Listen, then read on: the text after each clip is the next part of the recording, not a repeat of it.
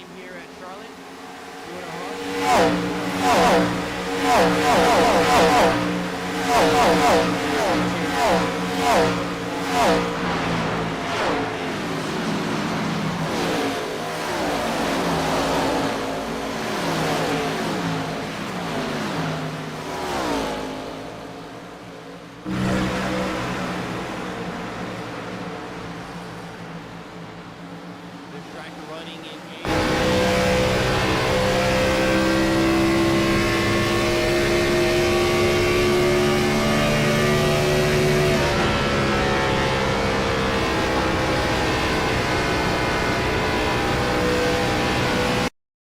On the field.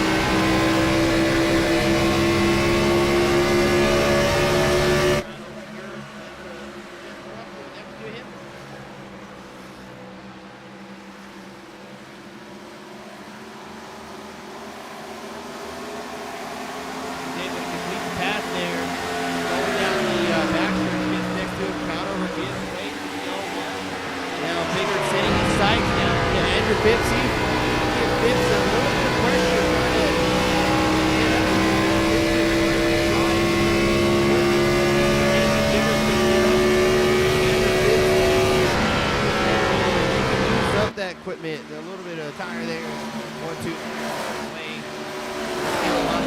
Back to racing after pulling some attacking Ryan Knuckleberger. About half a lane up there on the racetrack. See if you can get a run coming down the backstretch.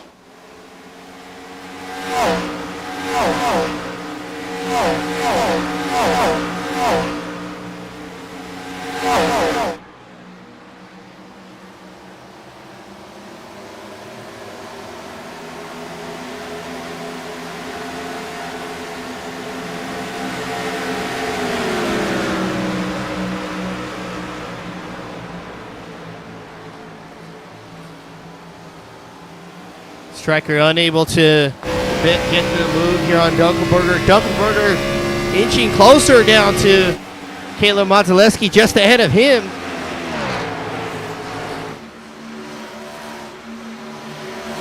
These guys trying to catch up to Crownover as Biggard's pulling away just a bit from Anthony Crownover, chasing down Andrew Phipps here. Take a look at the lap time here.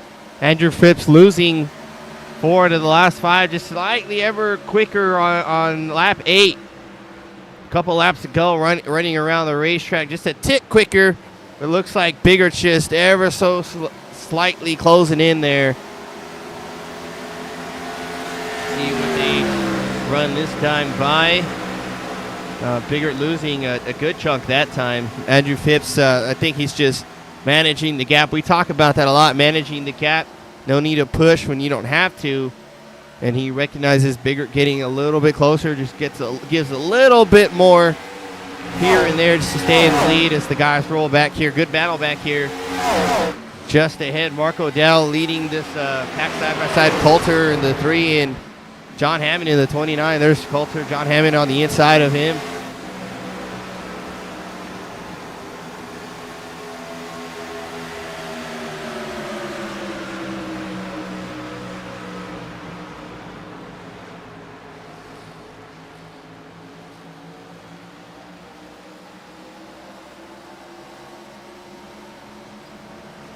Oh, the 81 with the, I think that was Day actually. It looked like 81. No. missed who that was there. That was 81. Yeah, Mark Odell having a issue. Man, he smacked that wall pretty good. Might have gotten loose. We'll back it up a little bit. Might have gotten loose off the corner, and you saw them guys fly by, just glued to the wall. There you go, Mark. Just glued to the wall. You don't want to pull it off there. You shoot down the track like that. And if you do that in traffic, Mark's smart enough to know that these guys are up close to him. Keeps it on the wall so he doesn't come down and hit someone. You see a little bobble there. And that was just points to the outside wall and just stuck there. Lets them guys by. Mark's going to wait for the stage break coming up here to get that car repaired. And speaking of the stage break, if we take a look at our race info here, 4 sets of tires total, so they got 3 extra sets on the wall. It's partly cloudy atmosphere of the weather out here. No fast repairs, so Mark's going to have a little bit of time there on pit road to get that damage fixed. Approaching the stage break, lap 30 here. We're closing on that pretty quick as we see Caleb under attack by Stryker. Dunkelberger got around Caleb there. Stryker trying the outside. 100% fuel, fixed setups. Afternoon racing, asphalt surface. Mile and a half racetrack. 24 degrees banking in both ends of the racetrack. It's not progressive banking, so it's 24 degrees from top to bottom until you hit the apron, and there's just slight banking. It's not enough to really do anything on the tri-oval on the front stretch.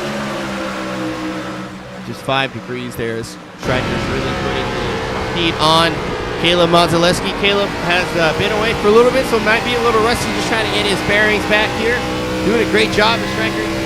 Little freak that is going to dive low. Gets a good run here. Good corner exit on the inside. He's going to complete that pass there going into 3. Cameron here chasing down Jason Day. Looks like he was a little free to me, but that's how the car runs, I think. The rear end kicks out a little bit through the corners.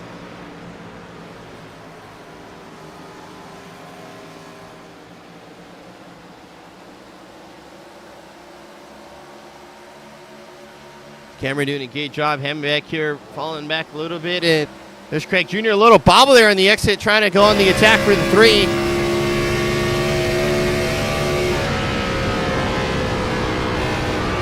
Coulter just ahead of him, running the high line.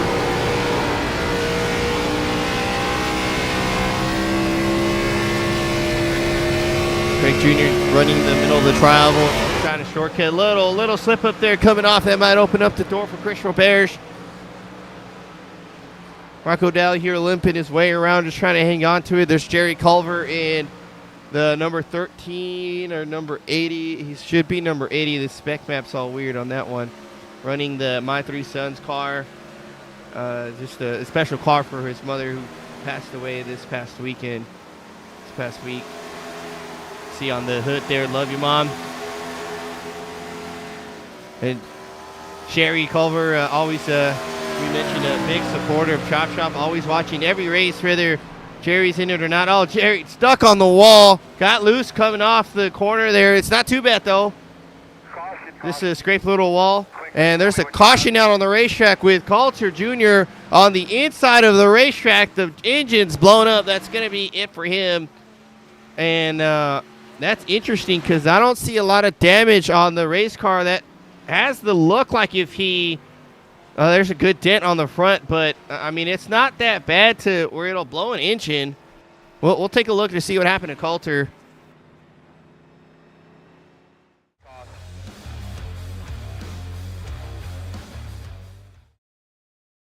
There's Coulter Jr. on the pit wall. We're going to back it up a bit. Oh, the time change got you, I think. I think it changed already, right?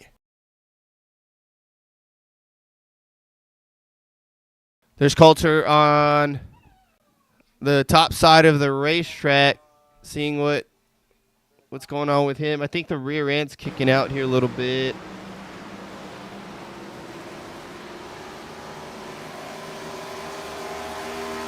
See what happened to him. That's he's doing okay here. Looks like he might be off of 2. Oh, he really drove it in there in turn one, went up the track. He might have pulled it off the wall and came down, broke loose and came down. There it is.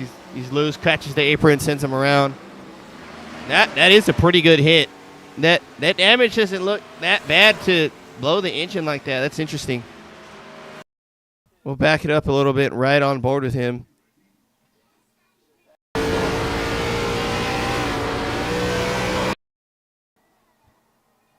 Started a little bit. He went up high and started pushing through the wall.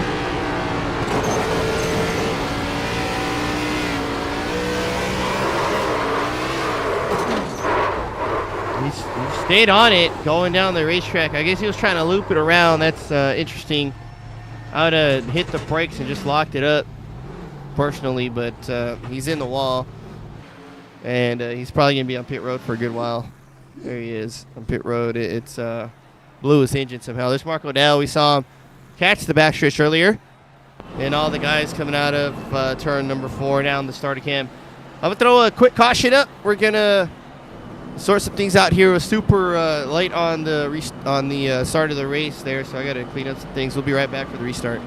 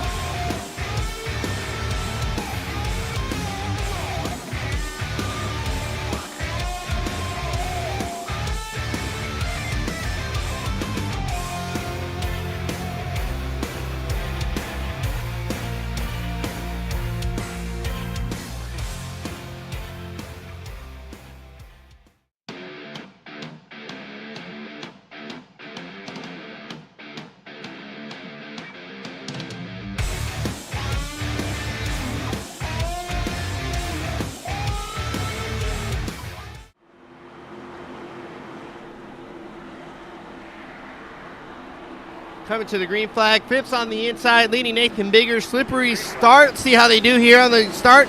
Big bobble for the 01. Massive bobble for Craig Jr. He spins it into the wall. The guys get around Craig Jr. there. I think the 40, Ryan gave him a little bump there, but they get going.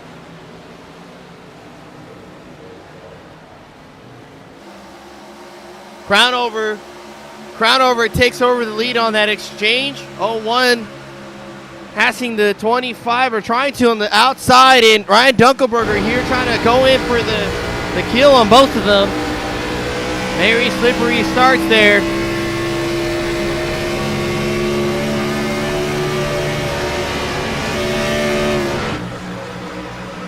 Crown over pulling away. We'll see if Bigger can give Andrew Phipps a little bit of pressure here. Phipps usually really good at the tire management, but a little pressure might change that as it's a battle back here in the pack. Everybody single file. Rich in a little bit of apron's going to push up a bit up the track. Cameron's going to go around him as they're flying down the start-finish line. These guys a little bit askew, a little bit sideways. That's how the cars run. They look a little interesting there coming down the tri-oval. Cameron all the way up against the walls. Mark trying to rally back here.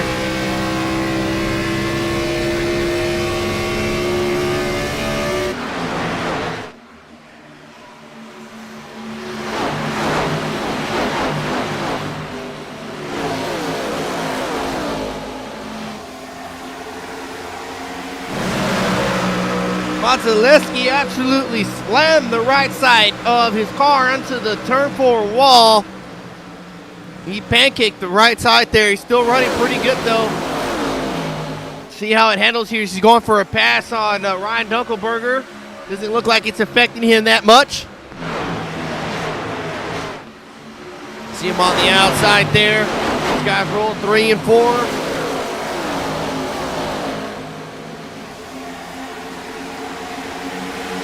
Cameron with evasive maneuvers there on Day.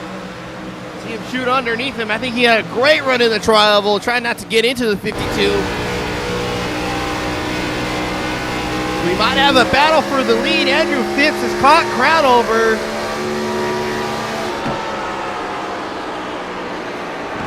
See him ever so slightly closer to Crownover's bumper.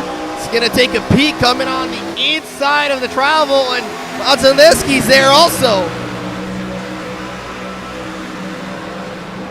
I think that right side damage might have helped the 53. Swings wide here, gets a run on the outside. He might take it 3 wide down the backstretch. He almost did. Gets by the 25. Clears Phipps and sets its sights on the 23s. Taking a look on the inside. Zaleski takes over the lead. Coming around lap 29. 2 to go for the stage. I think he might have taken tires that last pit stop because he's absolutely blowing by these guys. That has to be the my thoughts. There's Crownover still trying to hold off Phipps. Andrew Phipps taking a look on the outside as Caleb Zaleski's going to come around out of turn 4. Figured a little slight there on exit. Still putting some pressure there. 3 wide there at the line with Cameron Hammond and Stryker. They sorted out. Oh, that's Jason Day, not John Hammond.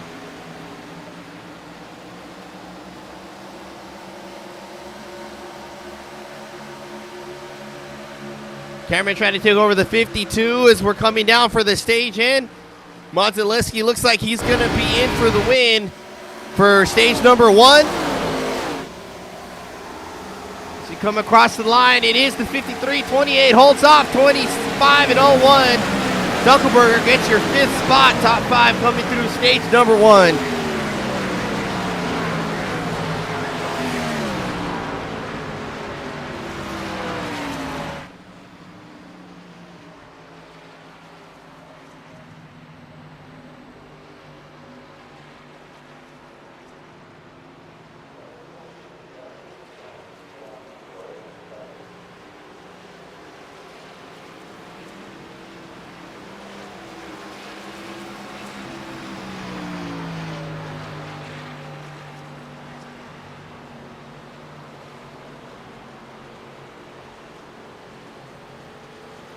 See who comes down pit road. I'd imagine they're gonna take some tires. It looks like it's very slippery out on the racetrack from the drop at the green flag. We saw Craig Jr. spin the rear end and nose first to the outside wall at the stripe, and Biggert almost loses it there on the start. Runs up the track in the trial and hangs on to it. Gonna take a look here. Who comes down? I gotta imagine Zaleski took tires. He is coming down here. It might be a fuel-only game here for him. We'll see what happens. See what they do.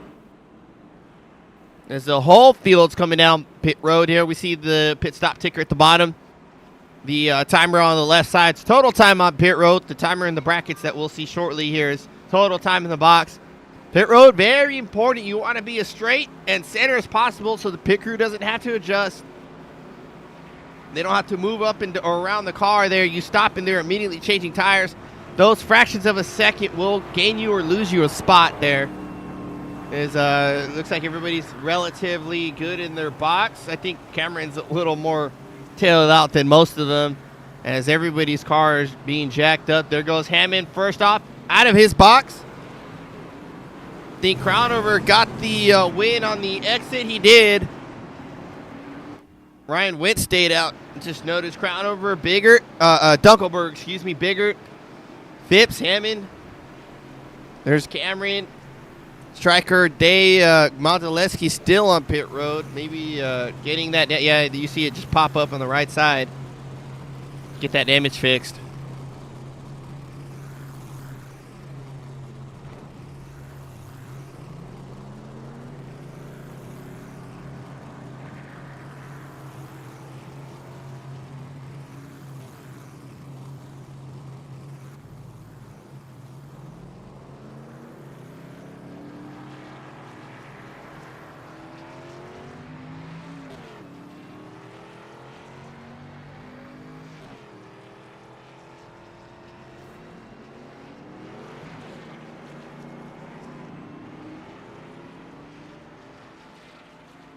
It's Caleb Modzelewski coming out of pit road now.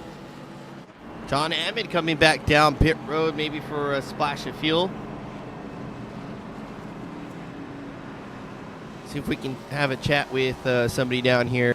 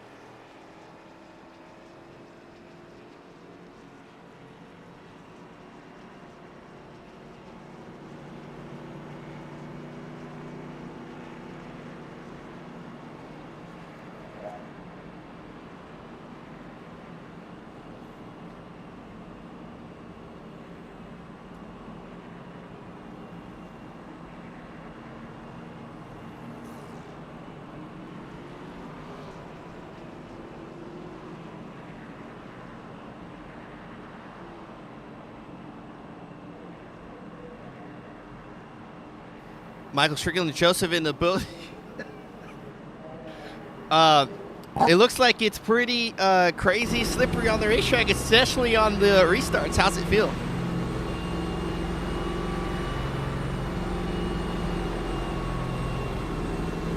Powering the tires.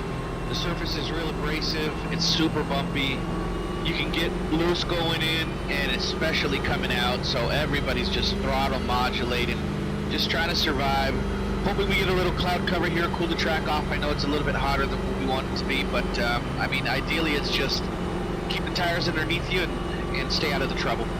Not really any adjustments you can make while in the car. It's more driving adjustments, like backing out the corner and things like that. Any game plans for the second stage? Yeah, I'm just going to try to stay clean at this point, try to run up in the top 5, maybe some of the guys up front get collected, hopefully, and get some clean air and see what we can do at that point. Also, we'll keep a lookout. Thanks for chatting with us. Thanks, Joseph.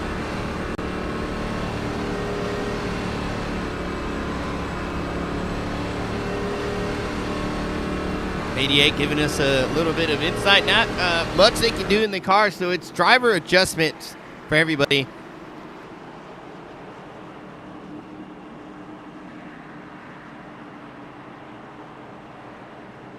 We're getting ready for the yeah, don't spin the tire. Yeah, they're definitely gonna have a hard time here on the restart. We'll see what they do here coming in. Turn number 1.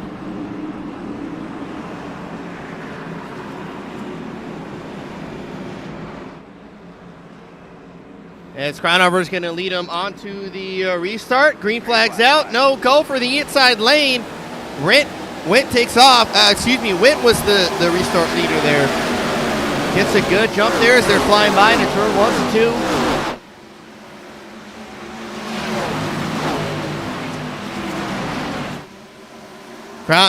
Phipps immediately going on the attack on the outside. Ryan Wint's going to fall back pretty quickly here on these old tires. 3 wide there. On the corner, they sorted out. Dunkelberger shooting 3 wide inside. It's going to break loose a little bit. Hangs onto it there. Good car control. Lost the rear end on the inside of the 28. Hangs onto it. We'll back it up here a little bit. Take a look at that. That's great. Great save there for him. And you see him coming down the back stretch with the big head of steam. Gets a little bit of the apron there. He's kind of steady on the gas there. Just rotated a little bit too much for him, but great car control, doesn't overcorrect, falls back and forth as Phipps leading the charge again here, following Texaco and the Air Force machines right behind him, and a big jumble of cars back here with Caleb leading the pack. Mark O'Dell getting his damage repaired. John Hammond on the outside of Frobert. You might be losing a couple spots here as Redskin comes across or comes past Hammond. Going into turn 3, he's going to take a dive, look inside Robert. She just gets underneath him. Redskin makes that pass complete. Hammond falling back pretty early here. He might be saving a tire set. Still on old tires possibly.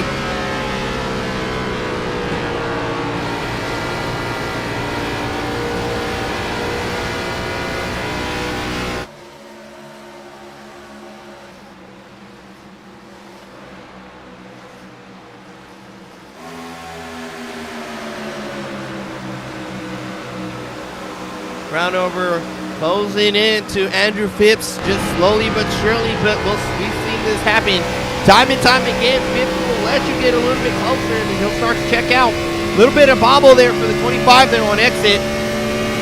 We'll see if Crownover has the car control to keep the pressure on the 25. Biggert fell off the first two, about a second here, almost a second, about 8/10 off Crownover.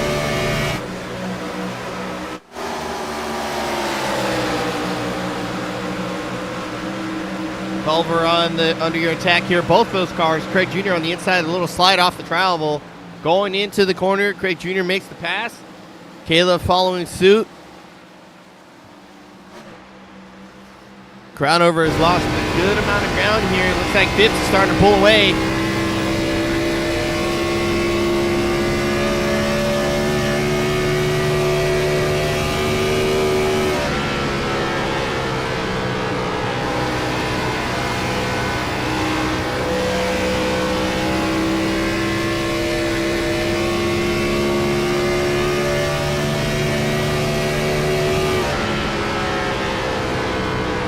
Little ride with Crownover. He's slowly closing the gap again.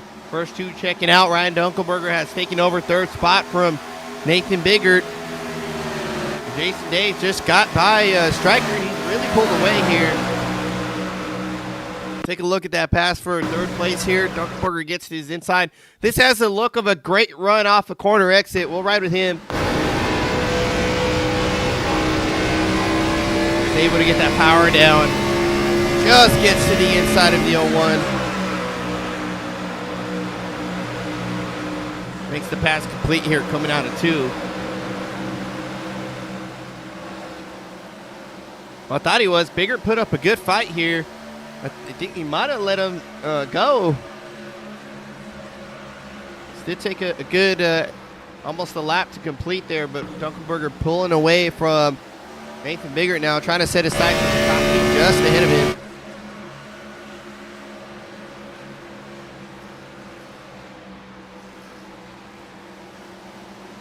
Cameron Dario running in 6th place. Field pretty spread out here. Ryan Wendt chasing down Craig Jr. Very tight there. It's going to suddenly break loose. Good catch there on the exit. Something they got to be a little false scrape there. Something they got to be cognizant about. You drive it in real deep, that car's going to get very tight. You're going to yank on the wheel to turn, and as you exit the corner, it's going to suddenly free up. All that downforce is gone. And a lot of times that's how we lose the car, as the 40 has lost a little bit of ground. Good battle here. Caleb and Jerry Culver up top. Monzaleski to the inside of Culver. Looks like Jerry caught the wall a bit there. His right front fender's pushed in. Caleb makes the pass. Richkin trying to follow suit here.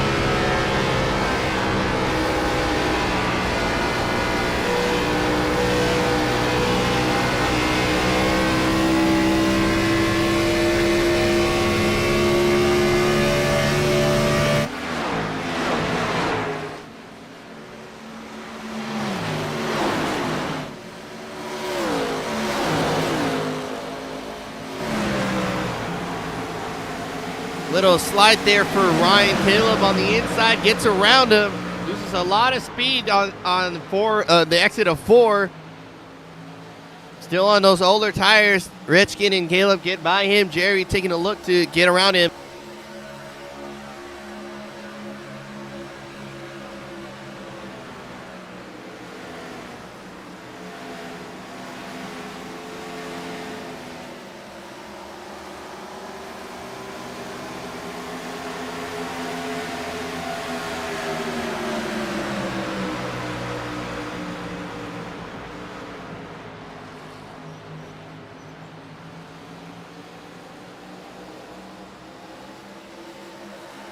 Jerry, they're running pretty good here in top 10, still within relative striking distance of Mark and Caleb, just ahead of him should they make a mistake, as we're approaching the stage end here with Andrew Phipps still leading Crownover and Dunkelberger. Biggert has caught Dunkelberger there, giving way early. I thought he was, that might be the case there. He lets by the 26 and has caught him again here with a couple laps to go in the stage. Oh, excuse me, it's 65 is the stage. We got about 16 laps to go here once he took this lap off. But Biggert closing in on the 26. Little loose there for the 26. Biggert's going to take a look on the outside.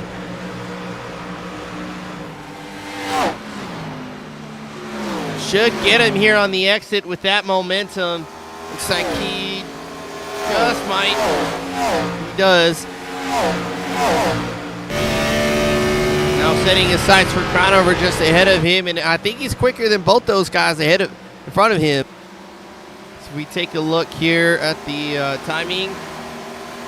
Looks like Crownover was quicker the last 3 times by, but Biggert, losing just a tick there to the 28 ahead of him.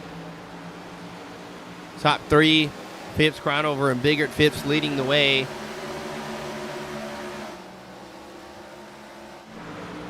Monzaleski lost a spot to Mark Retchin here. Take a look here. Retchin gets a good run on the outside of 4. It looks like he got to his outside coming off the back stretch. That's a great run, actually. He's able to shoot it down in there in the corner. Use all that momentum coming out of turn 4 to complete pass. Oh, big slide for the 24. Clears the 53 here. Caleb doing a good job, though. He hasn't let Mark go. Still relatively there. Might have something for him to get a spot back as Culver just behind them. Mark O'Dell sees it in turn 1.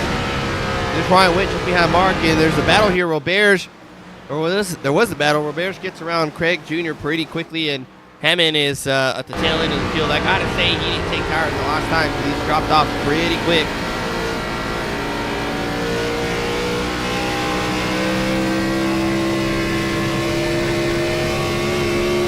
Take a look at a track map here. Hammond is just ahead, about a corner ahead of Andrew Phipps, as Biggert has gone around Crownover. Take a look for the pass here. He gets a good run off the 4 again. Gets his bumper, shoots outside. Doing a great job taking care of his equipment, coming back later in the run and getting those spots back. It's Phipps, Biggert, Crownover, top 3. Nathan Biggert almost 2 seconds behind Andrew Phipps. We're kicking off lap 55.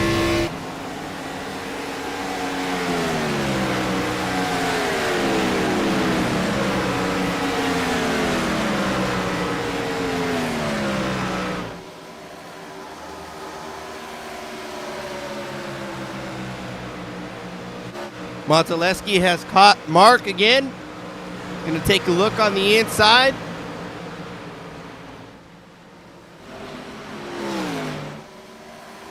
Nothing quite there, but he's still tucked up underneath Mark. Seems to be a lot quicker this time, and Jerry Culver is catching both of them here.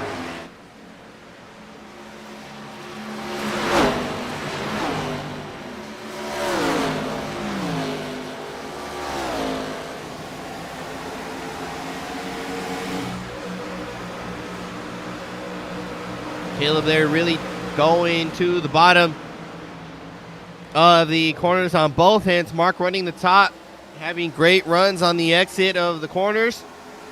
It's like little bobbly for Caleb, loose all the way down the backstretch, but he's closing into the 24. We'll see if he has something for Mark here as the stage is winding down. Caleb just unable to get the power down on the exits there, loses about a car length there on the 24.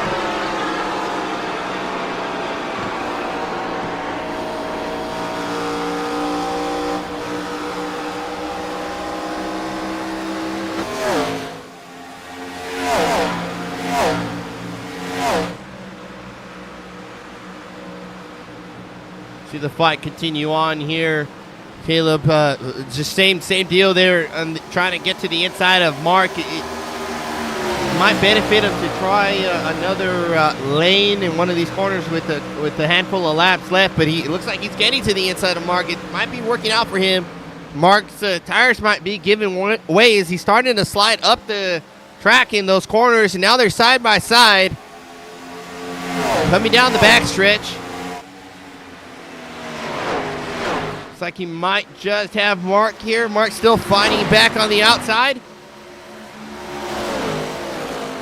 He does make the pass on corner exit. Good job there for Caleb. It took him a few laps to set that up and complete it, but very methodical and patient as it seems like Mark's tires have just caught up with him.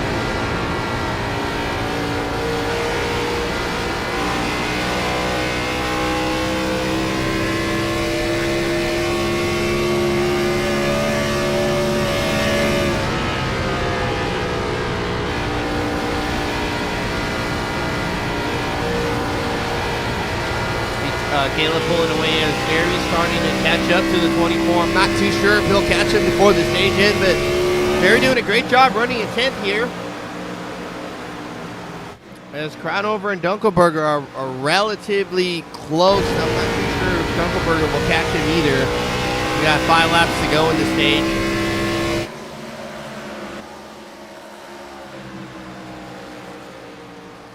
Everybody pretty spread out. You see 8th back is falling off the pace pretty dramatically. Stryker, the last one on that front group here. They're pretty much a good half track back as Hammond might fall victim to Andrew Phipps here. He is going to lose a lap, but with the stage yellow coming, he's going to get that lap back. 29's got nothing to worry about. I still think he saved a set of tires as Culver has caught Mark. I think Mark actually caught Jerry. Yes, he did. Mark just caught Jerry and went around him on the inside, as we see here. Good clean pass for the 81. I think Jerry's tires has caught up with him as well. He's starting to drift up off the corners.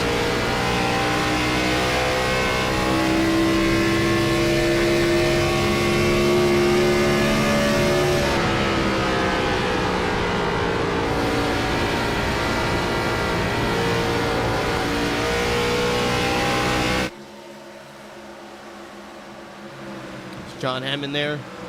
Biggert, Phipps. Andrew Phipps just trying to tick off these laps for the stage now. In a very comfortable position. Running 1-2. There's Crownover under fire by Dunkelberger, who gets a little free going into the trioval. Dunkelberger trying to get by Phipps for Crownover for third spot with 2 laps to go in the stage. About a lap and a half now as they run down the backstretch. Very free coming out of the corners.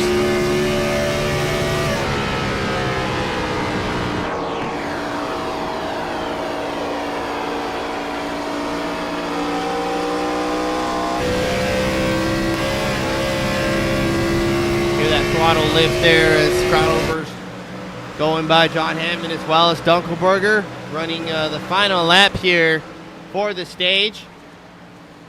See if Dunkelberger has anything for the 28 left, but he's a good car length away from Crownover. He does gain ground there. Going down the backstretch, he has the charge there, sends it in deep, but he's got to have to be very patient on the throttle. It doesn't look like it's going to happen as Andrew Phipps is coming down for the stage win. There's Biggert. Crownover loose again. Dunkelberger loose again. He takes forward, Crownover third, and Dario comes by in 5th. That should be our stage in as we wait for the field to come by. How you doing in there, kid?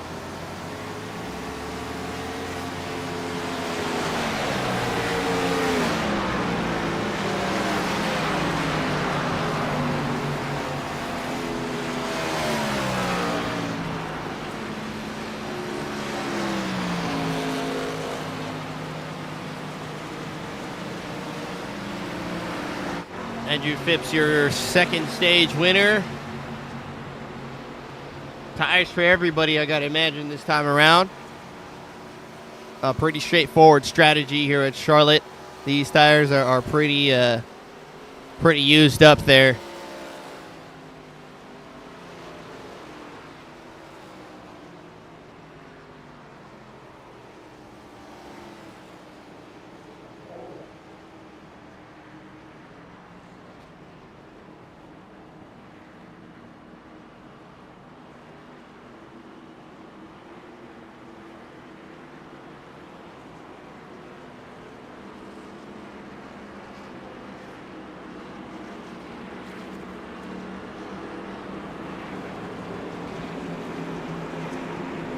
We see the whole field coming down pit road.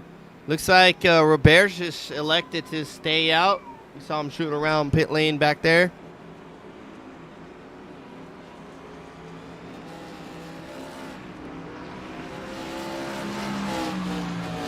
Everybody diving down.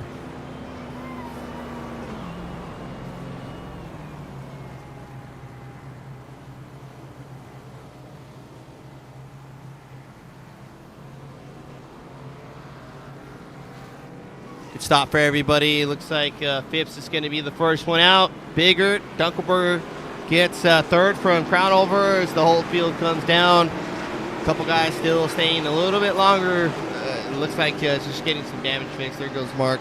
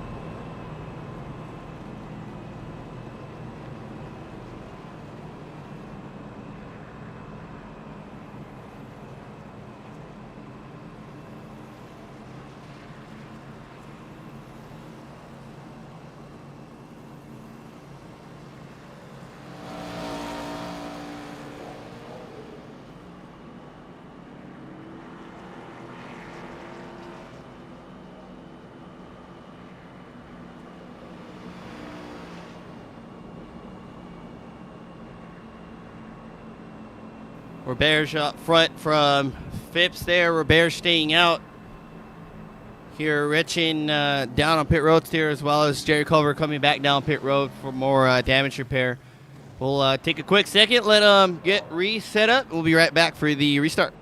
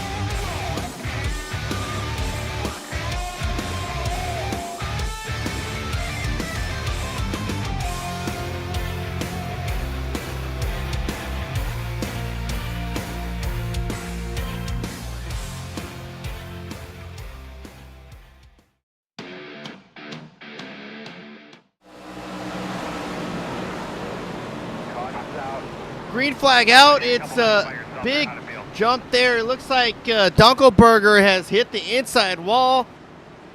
And it looks like Nathan Biggert is damaged as well.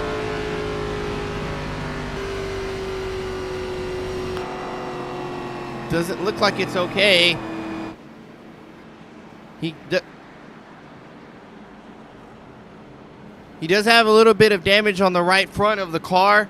We'll take a look at that replay and see what happened. It looks like it started with Ryan Dunkelberger maybe getting loose on the restart.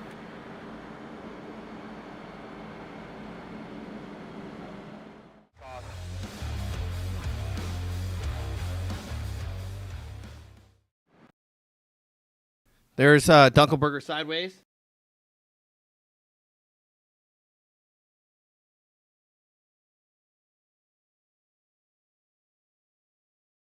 Back it up here.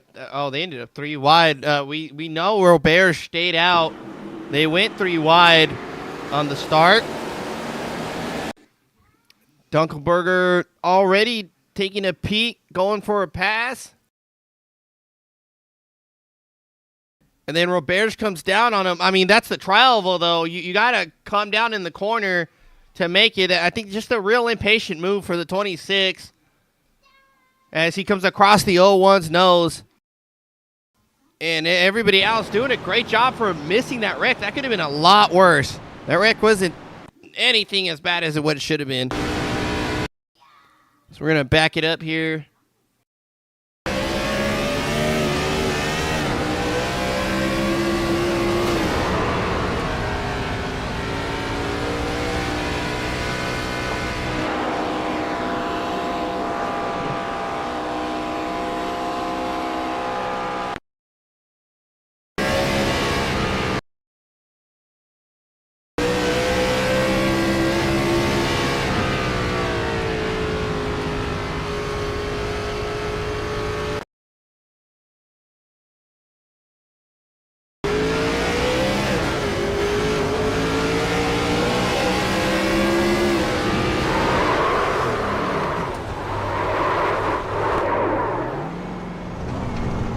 Did a great job keeping it off the wall just to spin there, but a really impatient move, I think, on the start. He's got a plenty of fast car. You see him there go down. This tri-oval, you gotta take it like it's own 2 corners there. You can't go straight after this little mini stretch here. You gotta cut in or you're gonna hit the wall. So he made it 3 wide. Ramirez cuts in and hits one. He's gonna get loose there, coming across Biggert's nose. And just a great job by everybody for avoiding that mess. As Biggert was on pit road, he just came off, coming down the backstretch. I imagine he's going to go back down pit road again. The tire doesn't look, the damage doesn't look that bad, but it was complaining on the radio about lots of damage. Looks like he's staying out. It doesn't look too bad. There's Mark Retchkin coming down pit road again. Quick gas and go stop, looks like.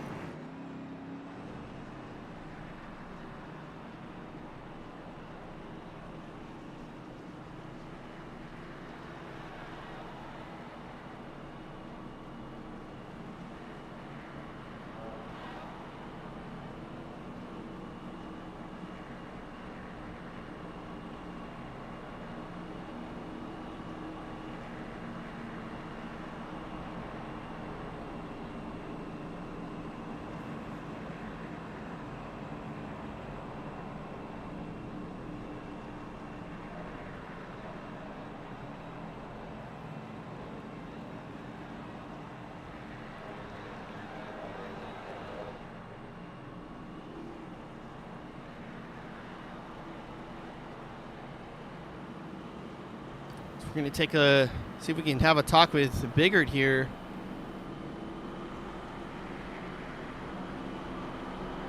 Hey, Nate, it's Joseph in the booth. You got me? I got you, Joe. Hey, Nate, that's pretty intense restart there. Got a little bit of right front damage on your end. Doesn't look too bad, though. Does it feel any different here on the pace laps? Yeah, it definitely messed the steering up a little bit, but, I mean, I got speed in the car, so hopefully we can have a long run here and get through some of this traffic and have a good finish, hopefully. The racing here looks like the track is really slick. You guys were hearing on the throttle. It's super patient, real gentle. How's the racing surface in your mind? Yeah, it's a great, like, hard, well, I wouldn't say great, but it's a very difficult track car combination because we're definitely having to be patient with it. You can't overdrive it or you're going to pay the price for sure. So it's fun, you know, it's bringing out the best of the drivers, and it's been a great race so far, and I think it's just going to keep getting better. Awesome. We'll keep watching here and rooting for the drivers to put on a good show. We'll send you back down. All right, thanks.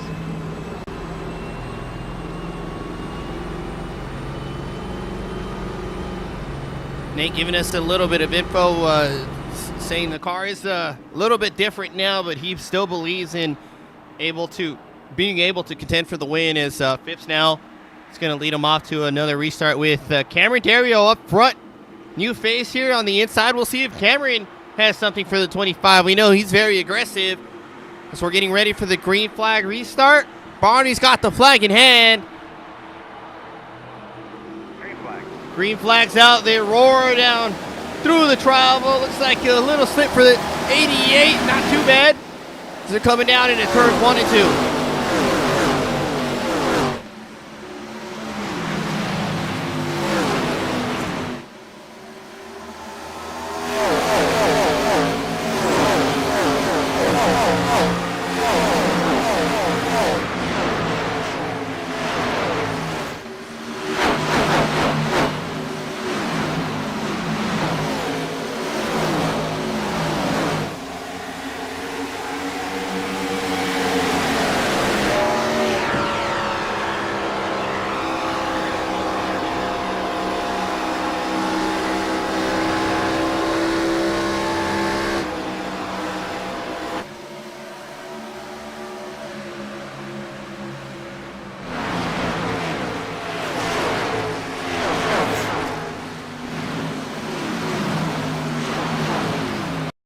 Striker had a big moment here as we were doing our race shots. I mean, completely sideways one of these corners.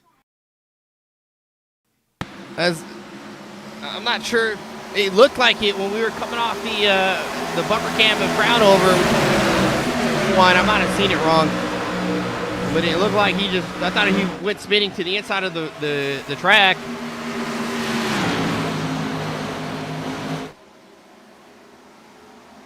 There you go, little slip up, little bobble, catches the car, back on course. Still running behind crown over as we're working our last stage now. It's green flag to the end. We should have some pit stops. Crown over now really putting the pressure on Andrew Phipps for first place. Strikers watching the battle unfold here. Just maybe half second back from them. 3/10, 4/10 from crown over. These guys are going to really have to run it hard, see if they have something for the 25, leading the majority of the race.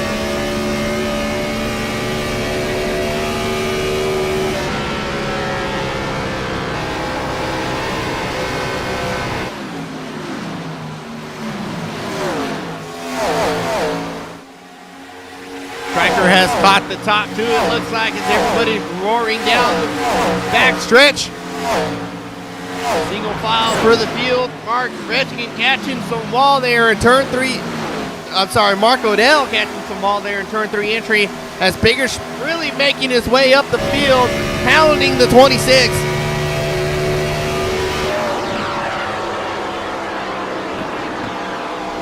See, Biggers going to take a look on the outside.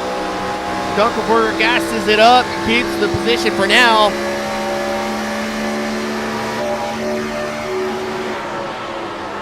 Nathan Biggert running the top lane, just trying to find a way around the 26. I don't think it's going to be this lap, though, off the corner. He slides up the track, a little bobble there.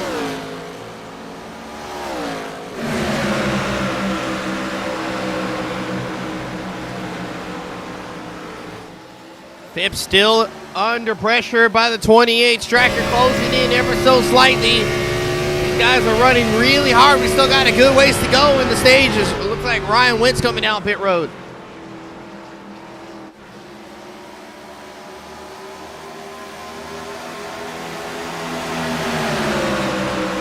Phipps leading the most laps so far. I gotta believe Crownover's just keeping the pressure, just staying with him, being patient.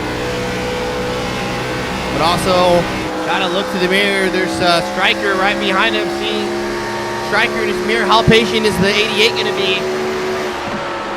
Top three are checking out from the pack. As Dario, he's a pretty good ways away from Stryker, about a second and a half. In fourth place, it looks like Ryan Wint might some issues going on for him. Still on pit road in the 40 Doritos car. Phipps leading the way. Crownover, Stryker's still inching closer and closer. Dario a bit off them. As Dunkelberger still holding off Biggert. In fact, Mazalewski just got around the 01, and Hammett's coming back up through the field. We saw this from the 01 earlier, though. He fell back a bit, let him go by, and he started reeling them in late in the run.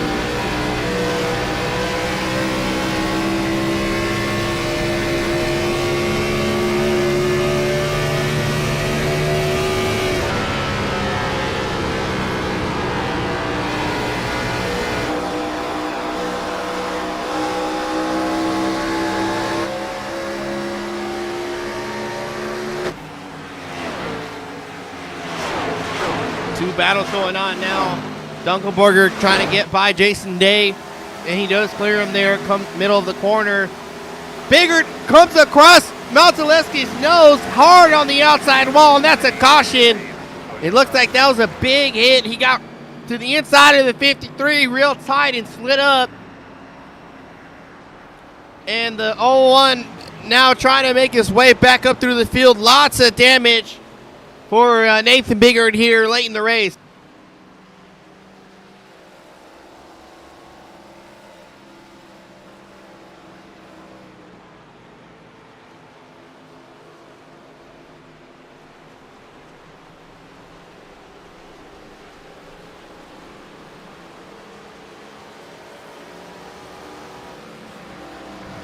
We'll see who's going to take tires here as we're going to take a look at the replay.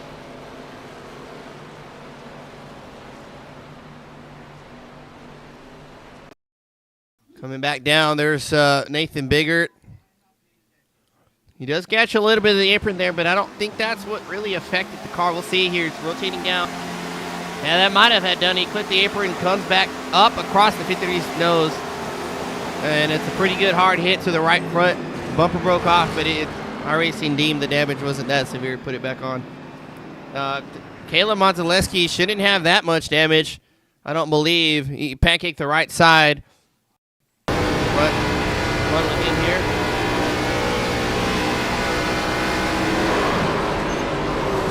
Biggert definitely had the hardest hit for that. Is lots of guys are coming down pit road.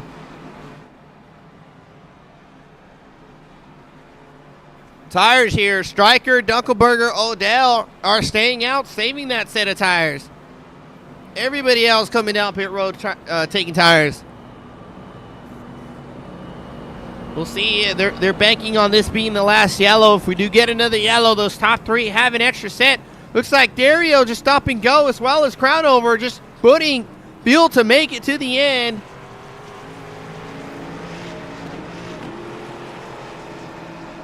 Everybody else coming off pit road. Biggert, Richin, Jerry, and I think Craig Jr. back there getting some damage repaired now. There comes out Mark.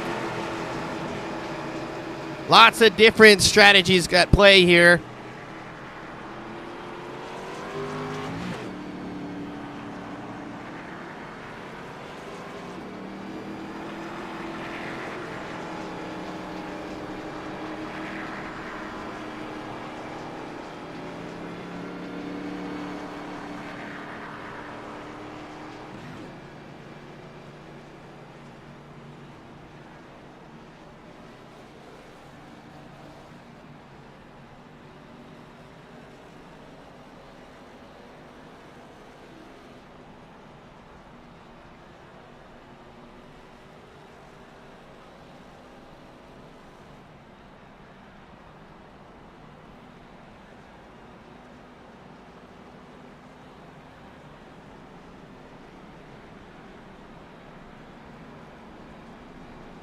Dunkelberger, your leader. Stryker coming down pit road. leads the lap and comes down. I gotta say, this is for fuel only, as well as Mark Odell. Caleb back down pit road. Oh, he goes by his box. That's interesting.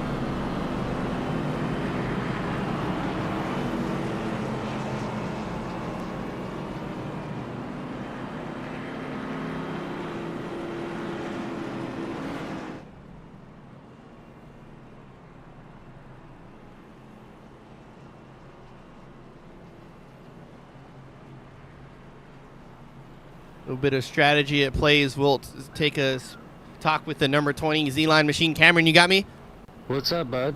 A lot of strategy at play here with a pretty late caution. Some guys taking tires. I thought you were, but you came down for, it looks like, fuel only. What are you thinking? It's just too early, I think. I think we're gonna have another caution. And I've always been the one to take them right now, but I just gotta feel it. It's a lot to drive this car on this track, dude. This is crazy. We've spoken to a few of the drivers, and they're saying it's pretty slippery. I mean, it looks like it's old Atlanta there. Those guys getting loose on the restart.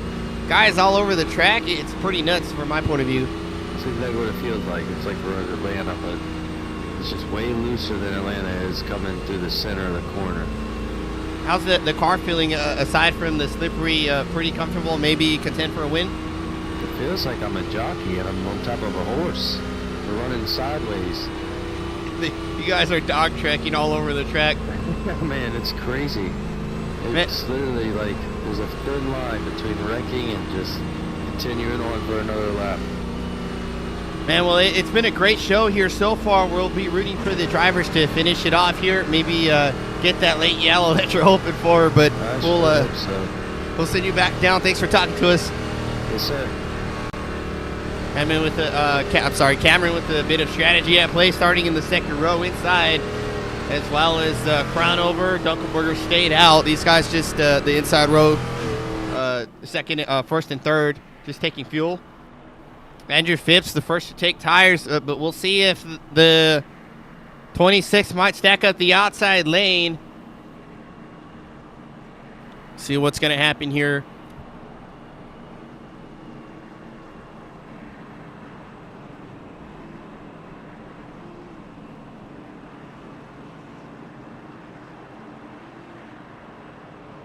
Dunkelberger with that spin on a handful of laps ago, keeps it off the wall, stays out there on that same set of tires. Then that brings into question if those tires are healthy enough to keep going around the racetrack or to start this restart. So we're going to see them come into view here. Barney's got the flag in hand. Green flag's out. It looks like it's pretty good for everybody. Cameron takes a look on the inside immediately of Crown over. Nothing quite there. Phipps on the outside. He should fly by these two guys.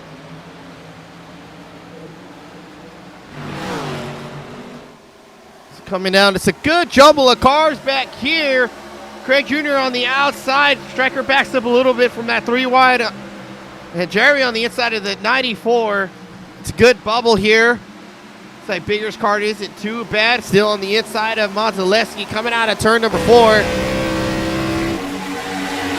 This is a pretty good pack here, battling for positions there. Jerry Culver leading this pack, running the top side, gets around. Craig Jr. gets loose there, slides up the track, catches it. Striker on the inside. Craig Jr. is going to lose a couple spots here due to that bobble in the corner. Biggin on the inside, Mark following too. There's Caleb here watching the action unfold. As Dunkelberger is still leading the field. Oh, Craig Jr. gets hard into the wall, gets into Mazaleski. Hard hit for the 53, Craig Jr. Massive impact for these drivers. We saw Craig Jr. bobble it in that corner. It looks like he just caught up to him, and I don't know if that was the caution these guys wanted. It was pretty close to the last pit cycle. It might matter sounding how the track just wears the tires, but we'll find out, see if they come down pit road as we take a look at this caution.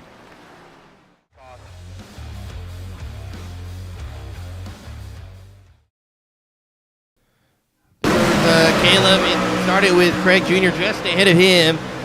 Smacks the wall, comes down, man, just right rears the 53. If there's any saving grace for Modzelewski, it's that he hit the rear end of the car and the front end, the engine's still protected. I believe he can get it fixed there, but that was a pretty big hit. So we right on board with him.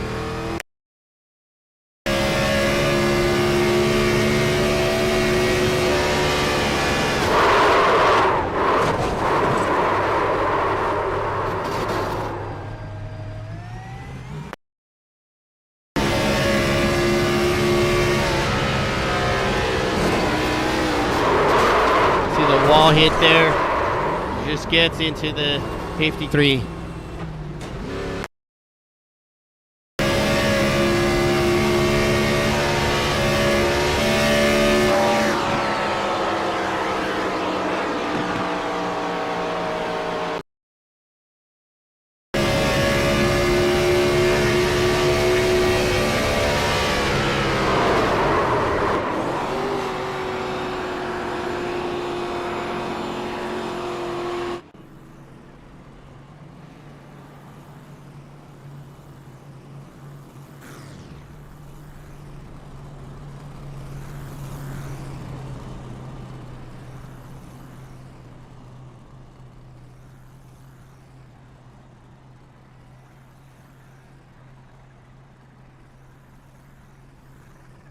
'94 on pit road here. He's gonna have an extended stay as well as Modzelewski. Looks like they just got the left rear popped out.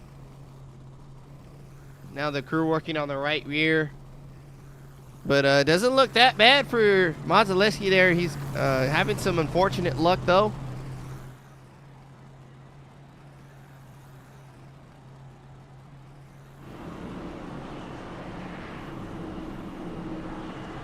We take an overview look at Charlotte Motor Speedway. Ryan Dunkelberger leading the field. Looks like Cameron's coming down pit road, actually. This might be the stop he was waiting for. Stryker following suit right behind them, or they're going to gas and go, but the 20 did a gas and go last time by. See if what Cameron does. Yeah, he is taking tires here. We'll see if those 4 or 5 laps make a big difference. So is the 88.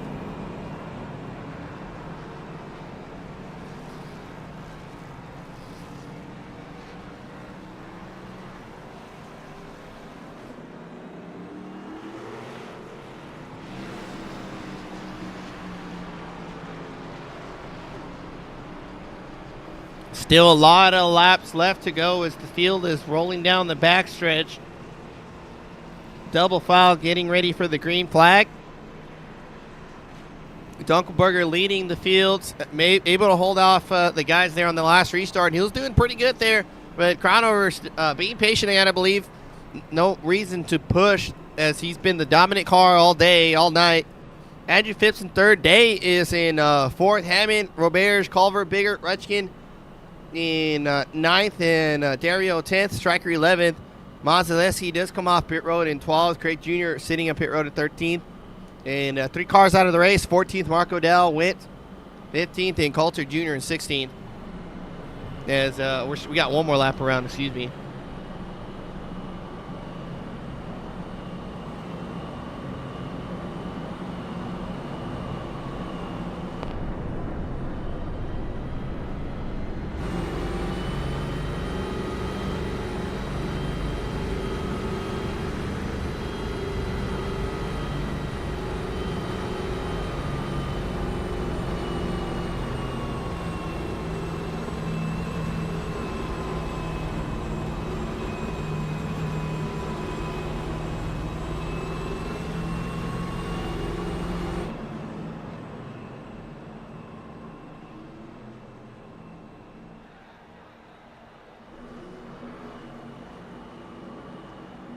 Field coming down the back stretch. Appreciate everybody tuning in to ChopShop TV. Please hit the like button. Appreciate it. Expose the league to the viewers there. Gives some more viewership. Just gives more exposure. More people to race the Chop Shops. Send a Hit the subscribe button, helps the channel. Share it to friends and family. Share it to racers who like good racing. We've seen some great racing here so far, and we always do on the ChopShop series. Next Gen's on Fridays, so the Gen4's on Sundays. Appreciate everybody for hanging out with us on a Sunday night, and everybody who's going to watch in the future, watch the replay as Ryan Dunkelberger's going to be the leader on the outside, crowd over on the inside. They're going to take off, start lap 98, green flags out. Oh, I think Hammond just got loose back here. He hangs onto it. It's going to stack up everybody, and Mazaleski shoots around a four-pack of cars as the Redskin almost got into a culvert there. He backs off, and Stryker shoots around on the outside. Side by side here, Hammond and Mazaleski. Looks like the 53 car isn't doing too bad. Dunkelberger's leading crown over. There goes Stryker on the outside of the 53. Coming across the line here, working lap 99. 36 laps to go for the field. Have we seen our last caution? 26 doing a good job on the older set of tires, leading the 28 and the 25. Phipps taking a peek here at crown over. We'll see how aggressive or defensive the 28's going to be. He hangs on the outside. Looks like Phipps might get him here coming off the travel. A little loose for the 28, he does. Phipps just absolute great car control here.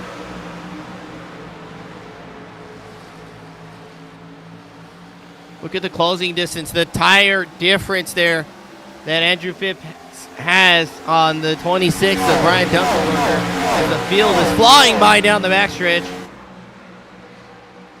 25 taking a peek inside. He should clear 26 relatively easy. A little bobble for him. His crown over is falling back. Jason Date assumes third place now as Nathan Biggert can't come back up here.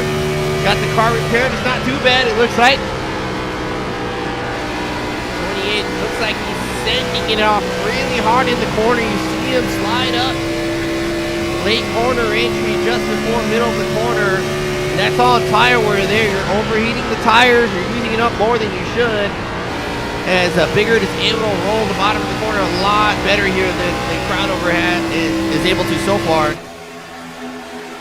Good battle here. Hammond putting the Robert's putting the pressure on Stryker. Nothing quite there yet though. As the 24 shoots it on the inside. And someone's slow back here. Looks like Caleb. Rewind it here. Caleb way off the pace. Through the grass. Wow, he sideways it off of 4 there. And loses it going down the straight. Something that definitely wrong with that car still. Hangs on to it though. Doing a good job. Phipps is leading the pack. We might have a battle here for second pretty shortly as a newcomer to the front of the field. Jason Day out of nowhere. In the 52 Coors machine.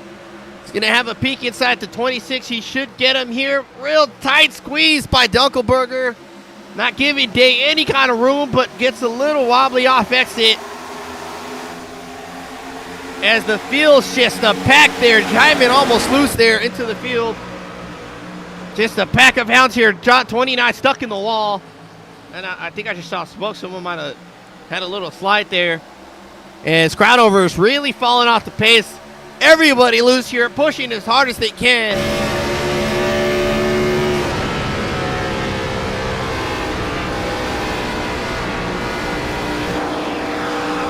Stryker making the move on Biggert. You see it back there. Hammond inside of Crownover.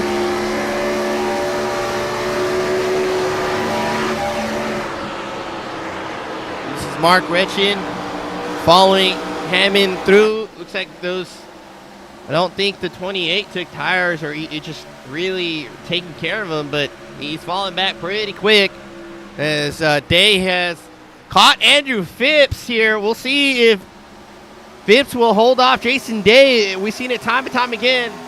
He'll let you get closer, but he'll start to pull away. We got a good amount of laps to go. And Cameron Dario here in second might be catching the first 2 cars here in the field.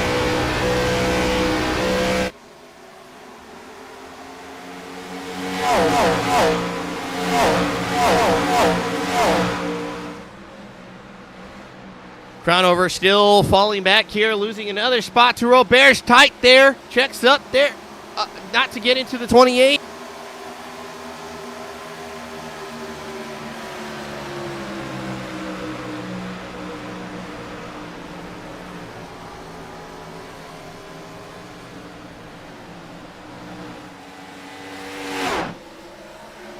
It's like Day. Cameron has caught Jason Day and just flies right by him. It looks like Day just let him by, just trying to follow suit. Pips is not as quick as we've seen him be this whole race there. Maybe these guys have just figured something out.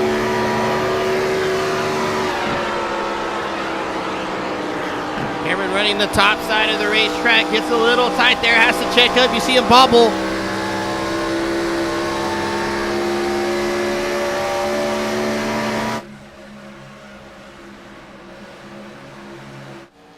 The rest of the field looks like they've sorted out the dog fight. Nathan Biggert settles behind the 24 in 8th place. Oh, Rich getting very loose there on the trial. He hangs on to it. Good car control. Dunkelberger now coming down pit road. It seems he's had enough of his tires. It doesn't seem like it's a good call or probably a fueling issue. We didn't see him pit for a good amount of laps. Everybody else came down for a splash and go.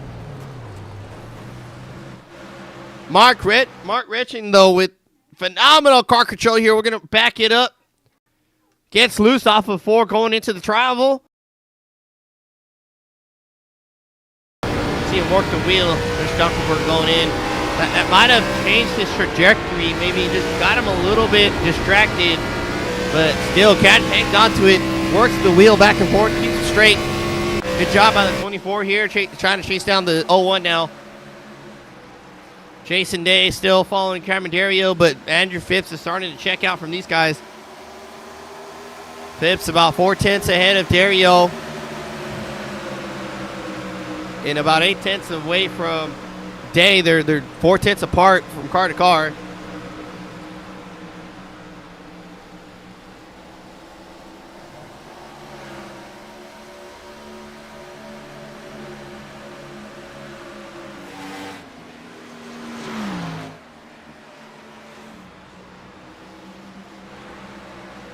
Frenchhead seems to be catching Nathan Biggert here, closing in again.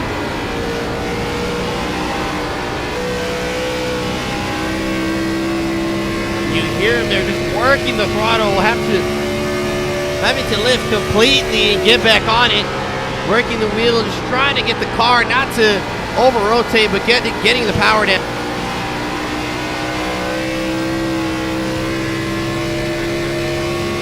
Very loose there off these X's. These guys are pushing the machines to the limit. Big story is Crownover falling back to 9th after running up front a good majority of the race. There's Jerry here leading Caleb, and Dunkelberger off pit road. Doesn't look like he went a lap down.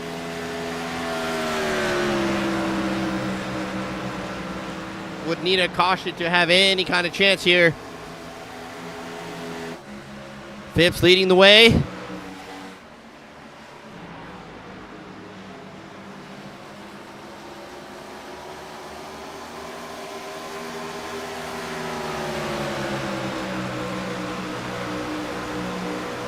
Side Cameron has caught Andrew Phipps again.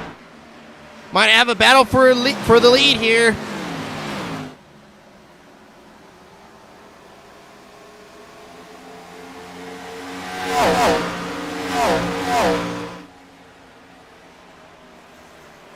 Cameron running about middle of the racetrack. He's ever so slightly closing into the 25 with 20 laps to go here. It's getting pretty good here. The only one so far I've seen to challenge Andrew Phipps on a pretty good long run. Cameron doing a phenomenal job here, keeping the car steady, not sliding the tires. Little bobble there. I think that's just the car rotating. Coming down the back stretch. It's going to take perfection from the 20 to get by the 25.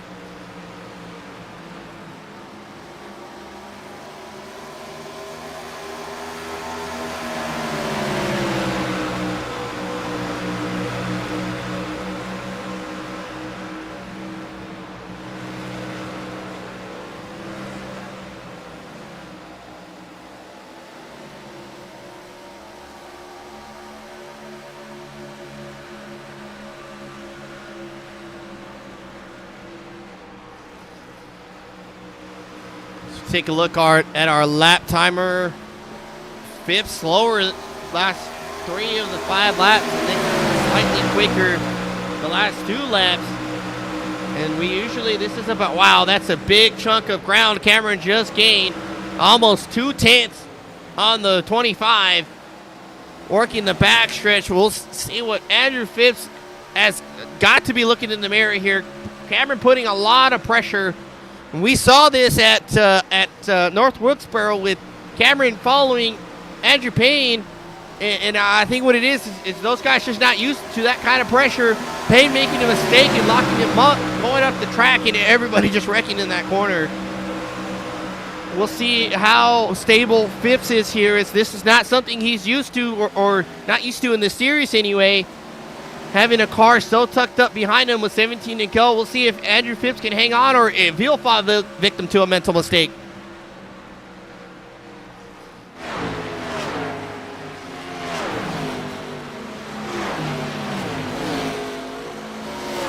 Carson second, absolutely checked out from Jason Day, and Michael Strickland there coming by the line. Dunkelberger there behind Stryker, but a lap down.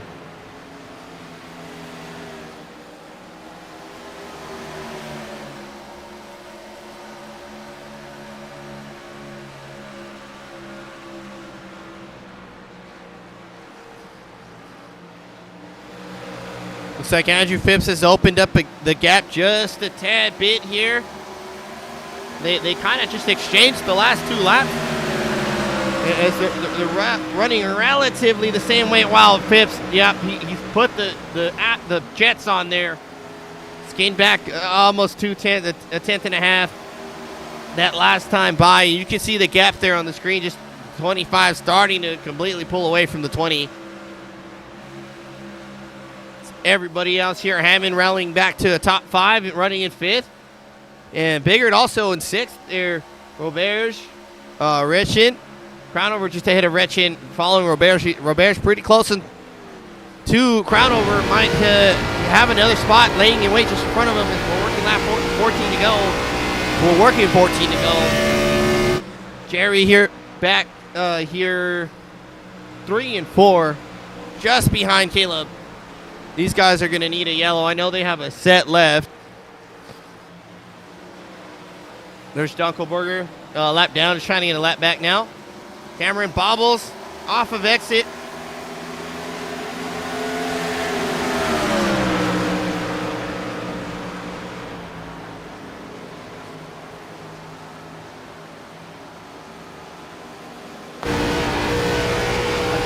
Carson's out.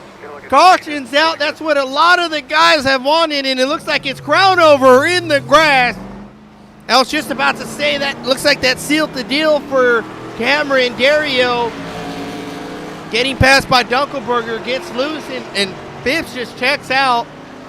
And whoever has the set of tires left, that's it. With 13 to go, we'll have about 9 laps to go. It's a pretty good distance past the field. Wow, Crownover gets loose. We'll take a look at it.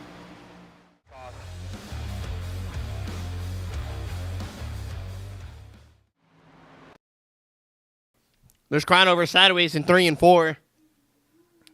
He's running the top lane.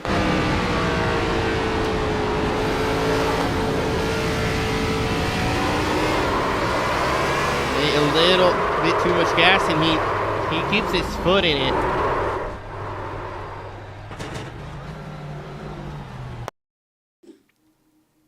So back it up a little bit here before the corner entry.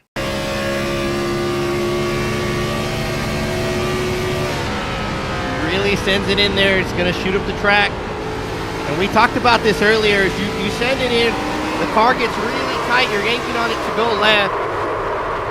And then you gas it up, and it's going to unload off the corner, and you'll lose the rear end. It looks like this was what happened to Crownover here. And just spins to the infield. Crownover coming back down. Let's see who's got tires. It looks like a few of them do. See Robert's car back there. John Hammond's car just dropped. Robert's right side or left sides for those two.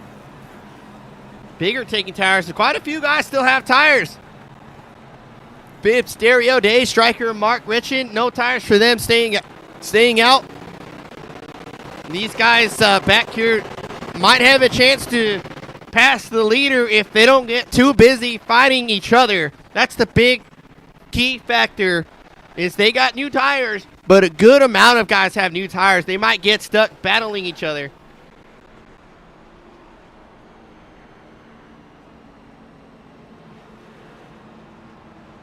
We see Brigert there. Gretchen.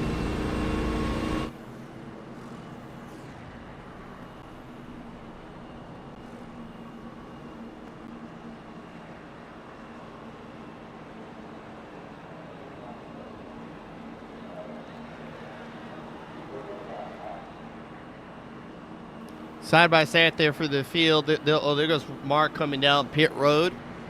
I gotta say that's a field thing. I don't know why he'd wait for the second time around to get some tires and then drop to the end. Might be working on some more damage there as Mark's coming, bringing the 24 machine down pit lane.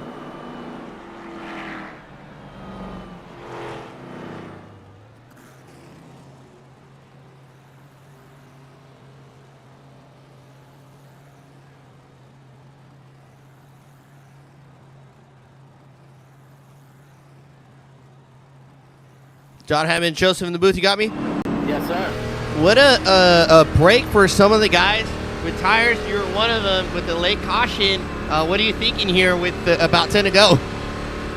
I have no problem full sending this thing. I know Bigger took tires, so I'm going to have my hands full with him. Robert's got tires behind me. I don't know. Caleb, I don't think so. And Ryan just took tires. So I think I'm going to have the pace to pass everyone. Maybe top three for sure, but we're going to give it hell, I'll tell you that. It sounds like I need to win. I got to win to get to the next stage. It sounds like it.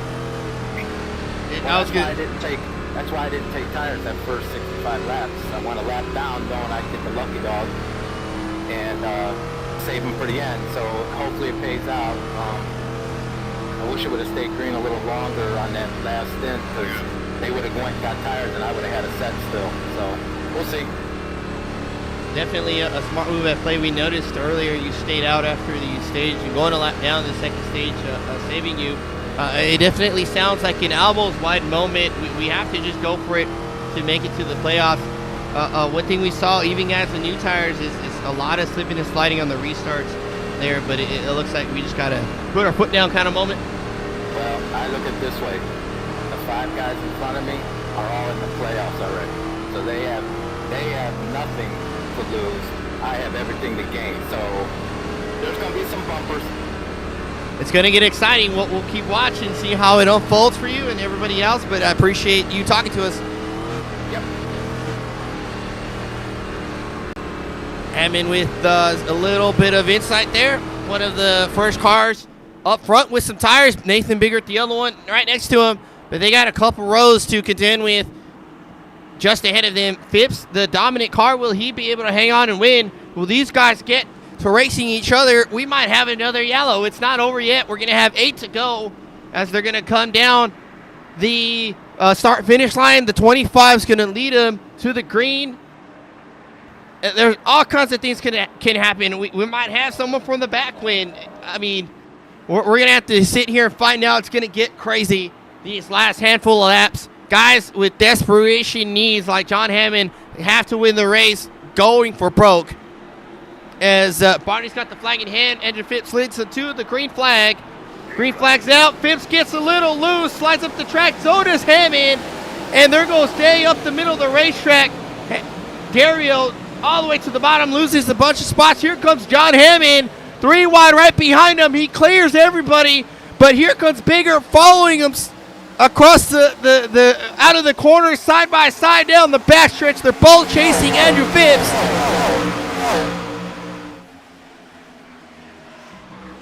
Bigger in. Oh, Hammond gets a little free. They split the 25. 29 gets into the 25 and the 01. Cautions out.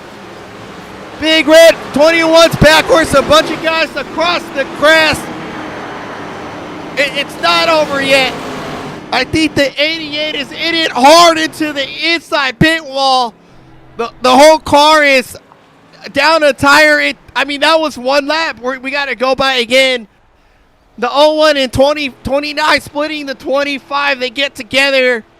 Slides up into Hammond. Or Hammond gets into Phipps, getting tight on that corner.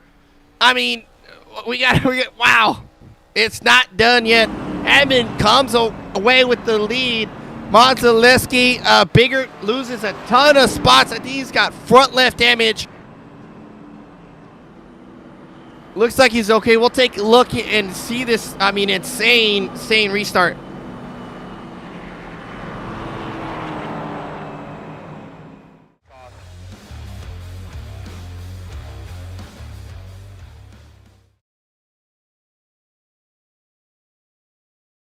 There's the 29.01. We're going to back it up a little bit more to the restart. The 25 trying to get the power down. Gets a little loose. Chases it up the track, up a lane. There he goes. Gets a little loose. So does Dario. He comes down. And big props to Cameron because he stays down. He doesn't come up and wreck anybody.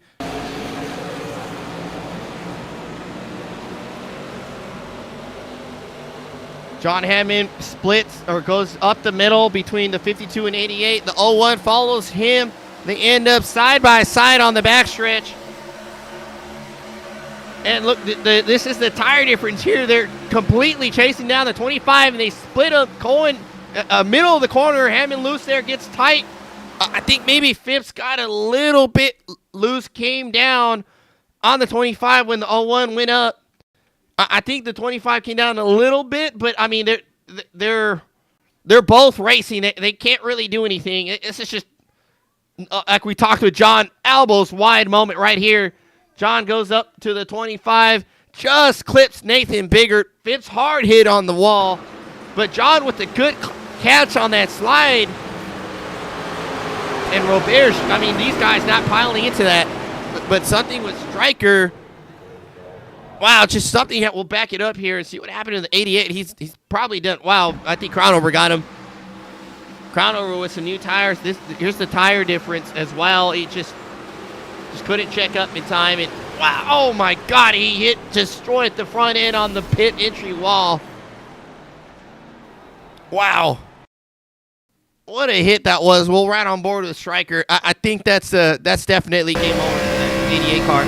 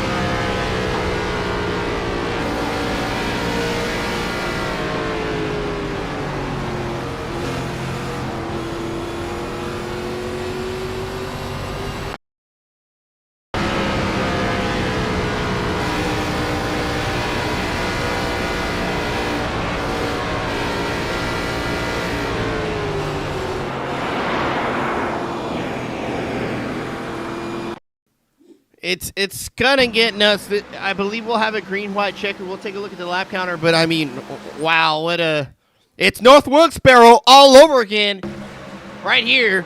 We got a new set of faces, but I mean, the top three wrecked. And the only difference is Hammond got away with it.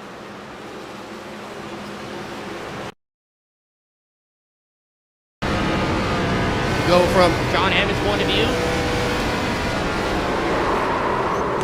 Good catch there, just slaps the right side. Not too hard there either. As there's John Hammond's going to lead him off to the green flag as we're going around 1 and 2. It's going to be a green-white checkered. Hammond's got Day behind him. I don't believe Modzelewski took tires, but even so, we saw him have trouble with that car earlier in the race. I think Hammond, if nothing crazy happens, he's going to get this win. But I don't think we're done with yellows yet. We might have one more.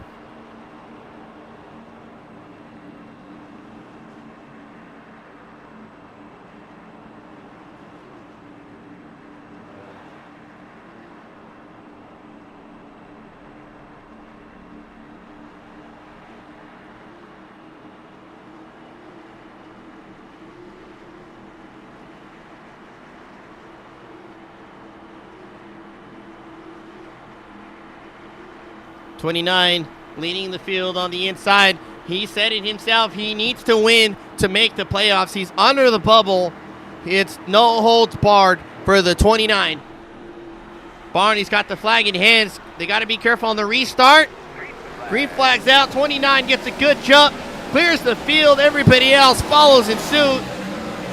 29 big jump. 20 checking up. Day leading or leading this trail here. Roberto. Oh, there's another caution out. Looks like it's the... I'm not even sure. So crown over sideways on the field, on the racetrack. Andrew Phipps, I think, got involved with him, and Dario as well. Oh, crown over gets into Dario. There's definitely something that went down with those guys.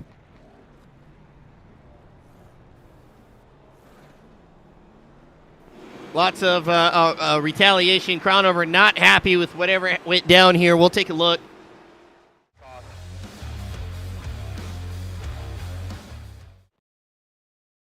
They're already solid. It looks like Crown over and Dario got together. I think Cam got loose up there.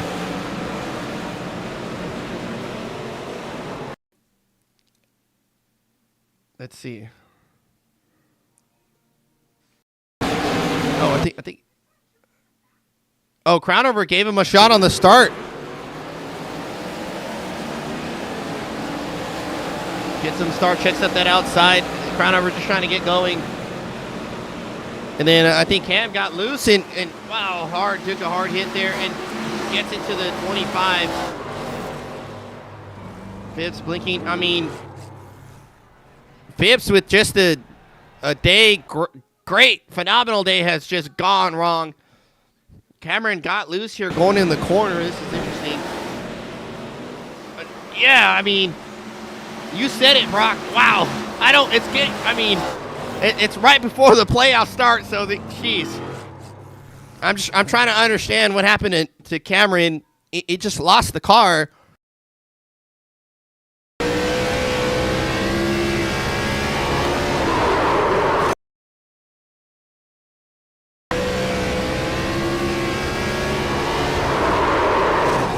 He was loose there going in. He just lost it and went down into Crownover.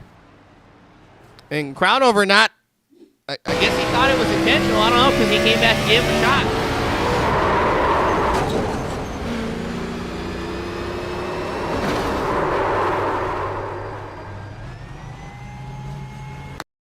The big story here, poor Andrew Phipps there. He's blinking a little bit, but I mean, just nothing to do with this. Absolutely nothing to do with this, and he gets hit.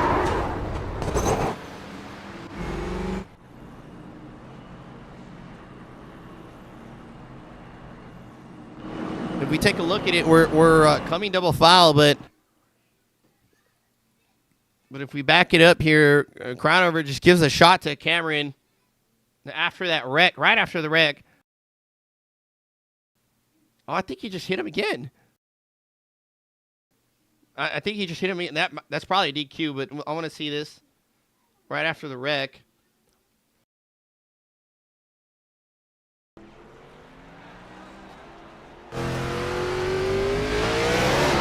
No doubt that was intentional. And I'm not gonna judge anything. I've done it. I'm sure a lot of us has done it, but he just gassed it up, and then I think he did it again up here. I mean, you get once, fine. Sure, you might get away with it. Maybe you get a penalty for next race, but he spun him again. I'm pretty sure when I was rewinding it, when they caught up to the field, this is just wrong now. You had your shot, and that's enough.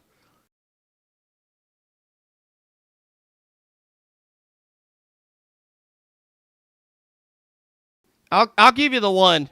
You hit him once, fine. We'll get you the penalty next year, all that. But you get him again and again. I think he got him. I'm not. Hold on, we'll see. Yeah, he just got him again. I'll give you the one, but not the second one. That's just wrong.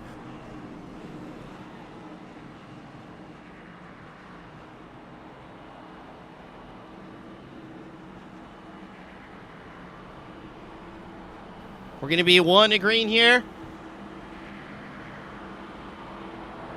John Hammond had a great restart last time by. He's going to have another green flag restart, or great green flag restart this time. Got the power down exceptionally well. No slip or nothing for the 29. I mean, it was perfect. John Hammond needs to win to get in for the first round.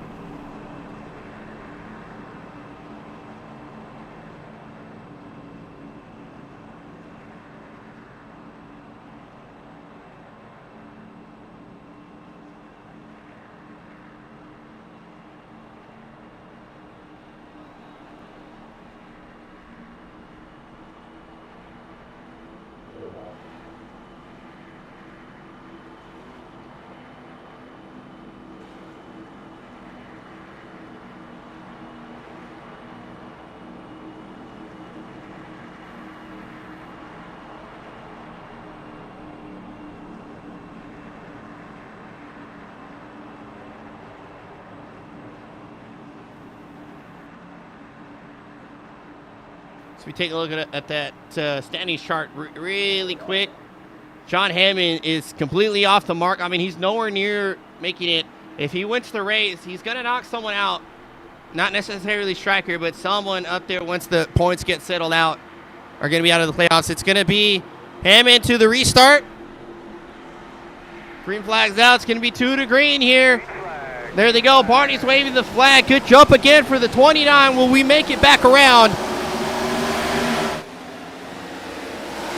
Looks like Caleb's getting to his outside. Not quite there yet. Top 2 are pulling away. It's Caleb, the 53, or the 29. The 53's got to run on the backstretch inside of Hammond, but Hammond's got all to gain there. We'll see how aggressive he's going to be. Caleb hard on the inside. He's still side by side with the 29. Here comes Chris Roberge, though. Will Chris Roberge have a chance to fight for the win? Side by side here, Hammond's got to run for the race of his life. This is for the playoffs. He clears Caleb Mazaleski, blocks him on the bottom. Caleb crosses over to the top. Roberge pushing Hammond now. Side by side, it's 3-1 going into turn number 3. Hammond gets ahead of them. Caleb checks up. Roberge on the outside while Hammond get the power down. It doesn't quite look like it. Hammond wrecking the backstretch, and Roberge wins with Biggert in second. Dunkelberger does come away with third, and it's heartbreak. Sheer heartbreak for Hammond as they wreck across the start-finish line. Absolute heartbreak for the 29. Roberge out of nowhere splits the 2 and gets the win. And that seals the fate for the 29.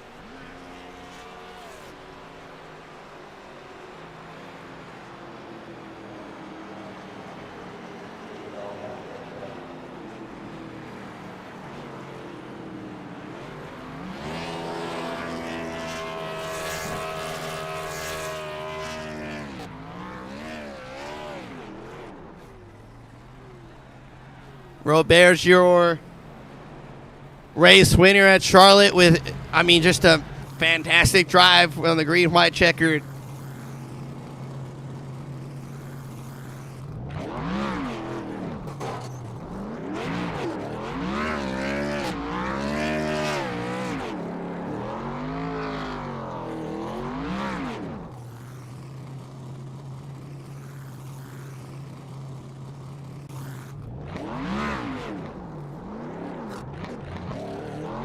Burn it down there. Roberge riding around in the back for most of the race. It's a late caution, takes some tires and runs his way up. Has a massive run, using up all of the racetrack there as those two battle it out. Hammond just trying to get to the win he needs and just comes up short. We will talk with these guys in just a moment. We're going to take a quick break. We'll be right back.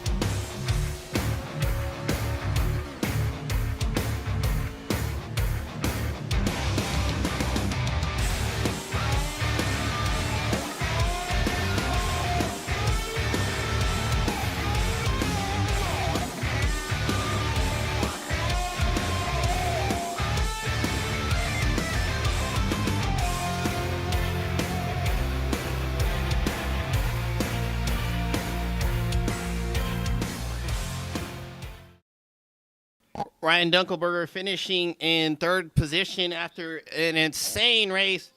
A lot of pulling for John comments, as Brock said. Church going for John.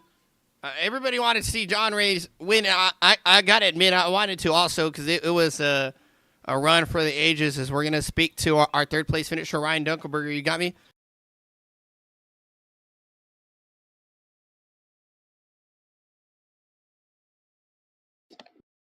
Ryan, you there? Yep, I got you guys. Ryan, this is Joseph in the booth for ChopShop TV. What first of all, a phenomenal race and a lot of adversity in your part. And I mean, it just an insane finish. Give me a breakdown of your race overall. I don't know. It's taken me a while to kind of figure this track out. And I feel like I needed a full run to kind of understand what the car needed, how the track was reacting. I didn't have much practice, and I don't race these a ton, and not on iRacing every day, so it takes me a second to get going. And second stage, I think we had a good run going. Just I kind of blew the tires off of it in the first 15 laps. And I knew the tires were going to be a big deal in the last part, and we got a caution early in that last stage. And I didn't want to take tires yet. I didn't think it was worth it. The way everybody was racing, it's just kind of a little bit over aggressive in some areas in the race, and I don't know. I just didn't trust anybody to go all the way, so I didn't pit there at the beginning. And I know a couple people did, and I was kind of surprised on how well it fired off. Starting on front row inside on those restarts, and I just tried to hang on to it as long as I could, and figured, I'll split what we have left, and that's what I did, and I stuck with it. I don't know what happened in the back, but there was a wreck pretty late there.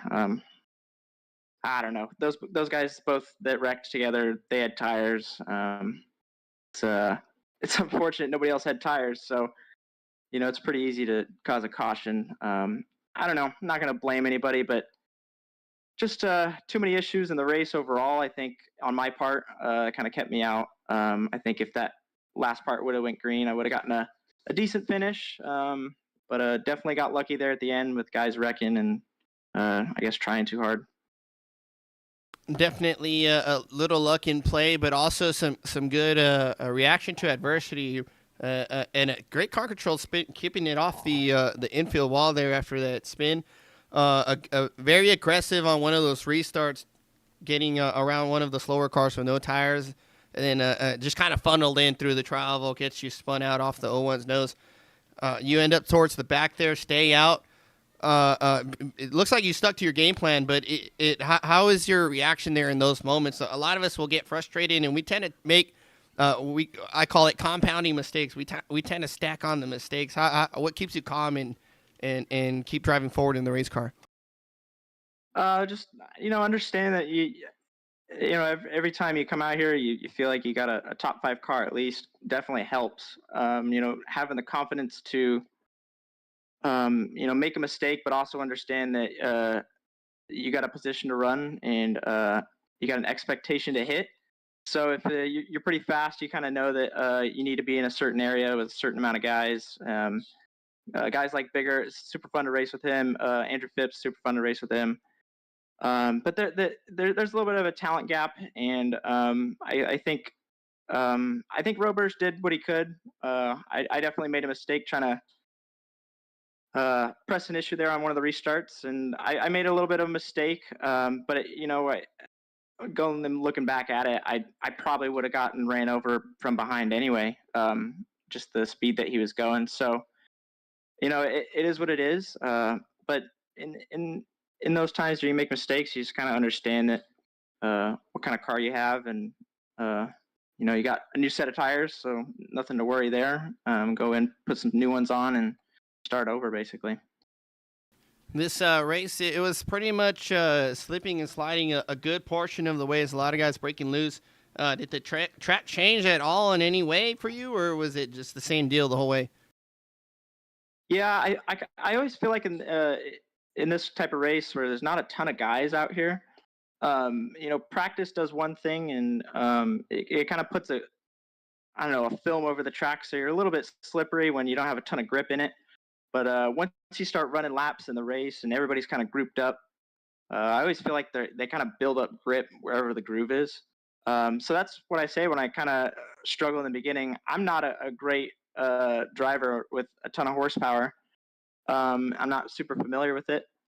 In that sense, I need a little bit more grip to kind of uh, suck up to those guys like Andrew and Bigger and Crown Over. Like the first stage, I was just learning, trying to grab myself and kind of understand what the track was at, and kind of move around to see if there's a little bit better, bite off somewhere. It seemed like everybody was kind of just struggling with loose car off, and it's a product of this car. It's the racing we kind of understand, and I kind of understand that first stage is,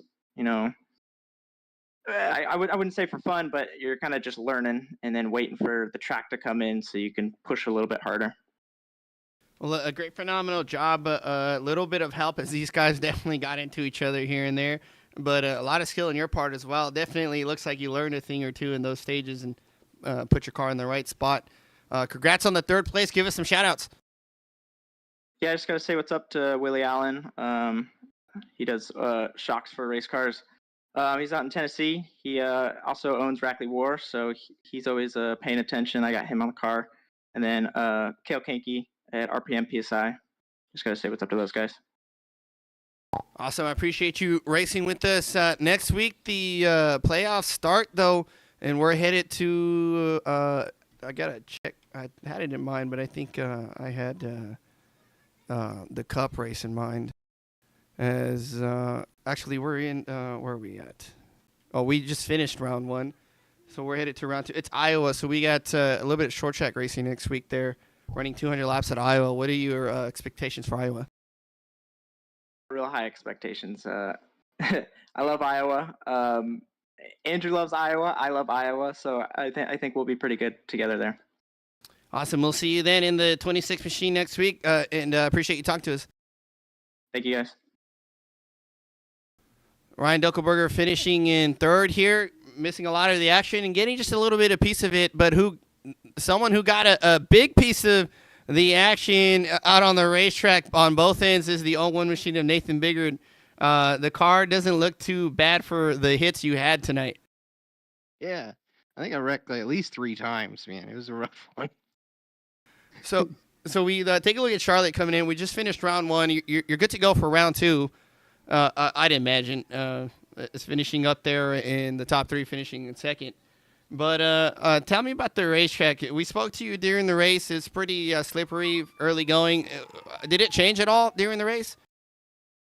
Honestly, I think it did a little bit. For me, it felt like either I just got better at driving the car or the track got more grip. I'm not sure which one it was, but I definitely seemed to settle in and be able to control it better. I think it was probably a lot of just learning how to drive it more, but the car just seemed to have more grip at the end of the race, or even after the midpoint of the race. Maybe we put some rubber down, or we just weren't pushing as hard, I guess, because at the end it got sketchy again when everyone was just pushing extra hard, trying to win the race and get all the spots you can.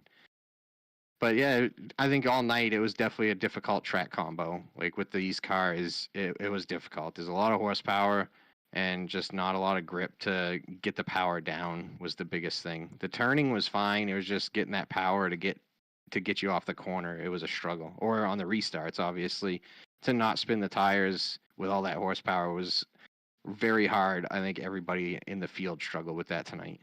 This racetrack had an old Atlanta feel, in my opinion. I spoke to Cam about it, and he agreed. It just slippery all over, slippery on the start finish line. This car is just so powerful, and that seems to be a common thing with this car. It's so hard to get the power down on a lot of these racetracks. What is something that you can do to mitigate that? I know we run fixed setups, so we can't really adjust the car, but driver-wise, how do you deal with that? Yeah, I think it mainly just comes down to the throttle, that throttle pedal, and how hard you're going to push it and how fast you push it down. And then longer into the run, you can't even, on the front stretch, you couldn't hold it wide open without losing control, and as a race car driver and everything, it's just not natural. When you're on the straightaway, you should be wide open, getting all the power you can out of it. But after 20 laps in these cars, you just couldn't do it on that dog leg. Like you had to release some of the throttle out of it, or definitely make sure you were in a straight line, not turning at all for that dog leg. So yeah, it definitely it's a difficult, and it's totally a different discipline. Like between any other series, the trucks just don't have the power. The cup cars are just got so much downforce. So it's something different and a whole different discipline, but it's fun. I think everybody enjoys it, and it really brings out the driver in you in that sense of playing with the throttle pedal, and yeah, just you makes you feel like you're in more control of your destiny. This race towards the end had a little bit of everything, and one thing that just absolutely jumped out in my mind is the top three wrecking again, like we saw at Norks Woodsboro. You had a front row seat for that one. Unfortunately, you were a part of this one that took a good hit to the outside wall, but rallied back. What is your game plan after a wreck like that? How do you mitigate adversity? Yeah, it's just about taking what the race gives you. Not after you got damage to the car. You're not going to be the fastest guy on the track, but then you just kind of cruise and see what comes about with the rest of the race. And luckily for me, this was a race full of adversity for everybody. I think all the fast guys and everybody. I think everybody in the field had some kind of incident in this race because it was just so difficult to do. And even if you were doing a good job at it, people around you were going to have a hard time. Restarts were very dangerous, like I said. And I just did that, stuck with it. Didn't quit. Got the damage that I could. Got that fixed. Let the pit crew do what they could. Still had some damage at the end, but luckily I had saved a set of tires, so I think that helped me for the end to have good speed even with a wrecked car. And then again, yeah, I keep getting lucky in these races in the sense of people in front of me tend to wreck, and then I can just scoot on through and get a top 3 position. So luck comes into racing a lot, and I seem to have a lot of it lately. Man, I got to, whatever lucky charm you have, I want it, because the rest of us don't seem to have that kind of luck. But just a fantastic drive on your part. We got Iowa next week to kick off round number 2. I'm pretty sure you're locked in, but we'll wait for the points to come out. What are your thoughts? How are you looking forward to Iowa? Yeah, that's a fun track. I think it'll be difficult again with these cars. All the power you got in these things, every track. Even, this is a 1.5 mile track here at Charlotte, and it was difficult. So you start putting on a shorter track, and all this power is hard to control. So it's going to be fun. I'm sure there'll be a lot of carnage again, and definitely looking forward to it, man. These things are fun to drive. I love running with this crew, the ChopShop crew. All these guys in here are a blast to race with.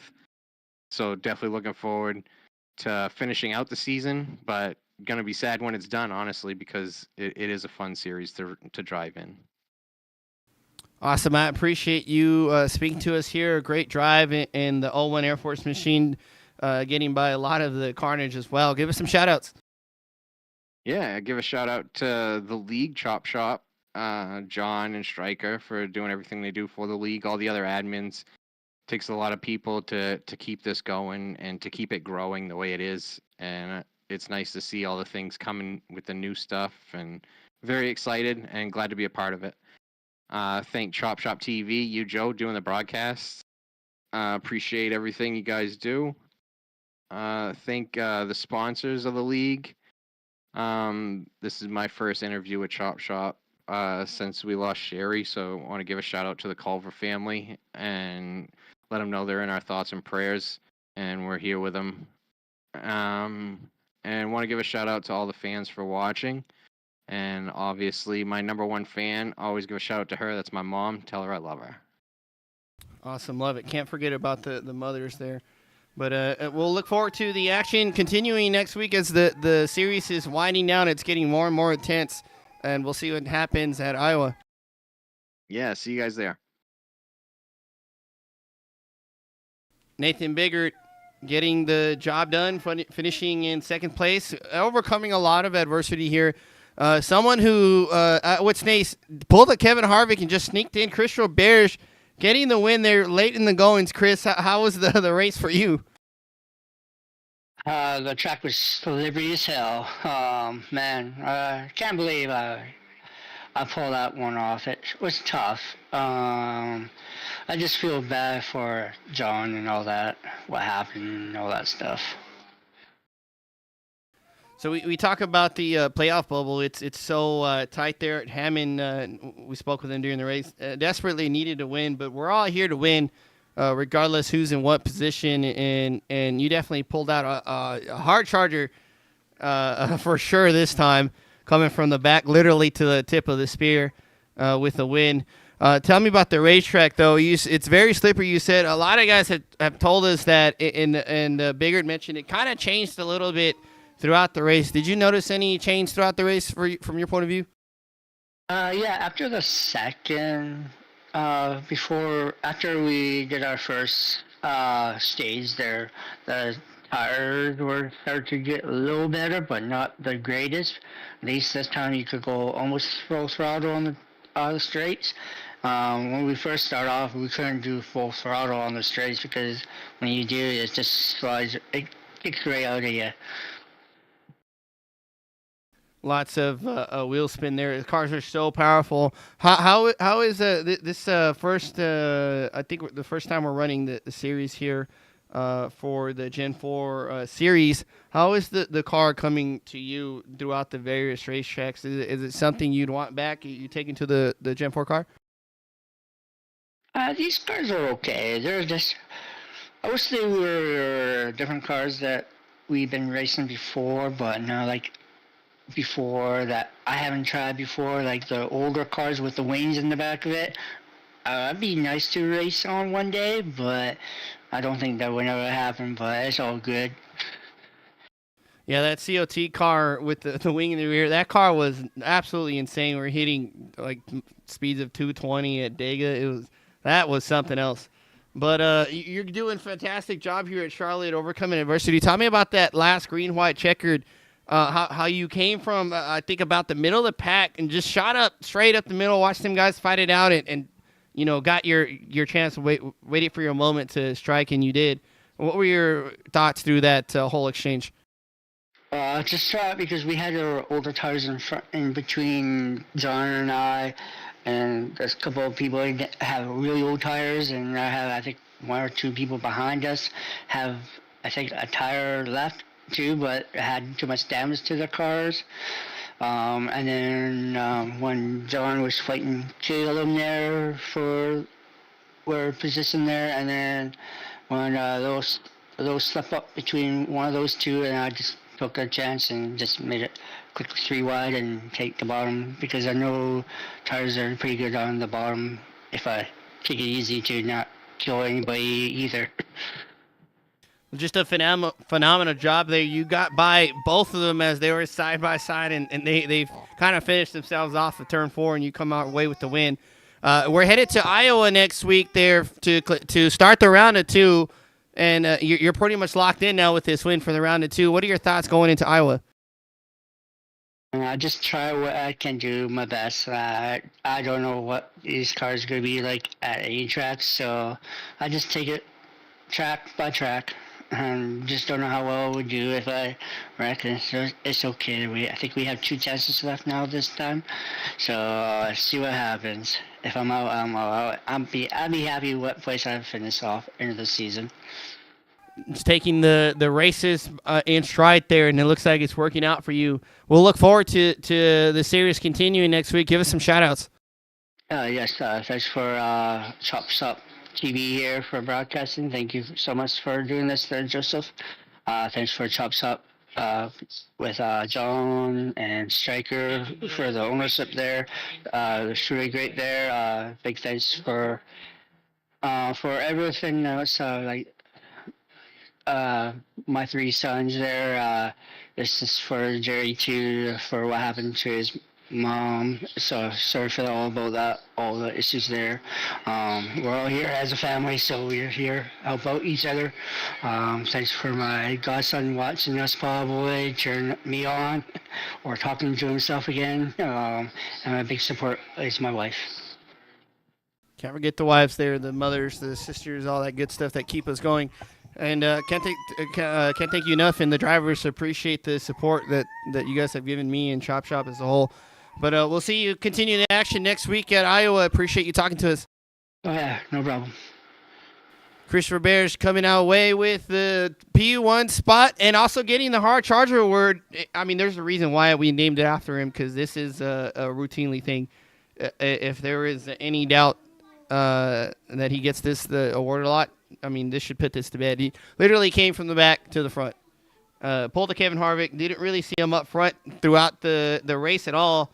Maybe a peek here and there, and then just out of nowhere, shoots up to the front. There we go. So Christopher Bears gets the win as we take a look at our race results for the evening.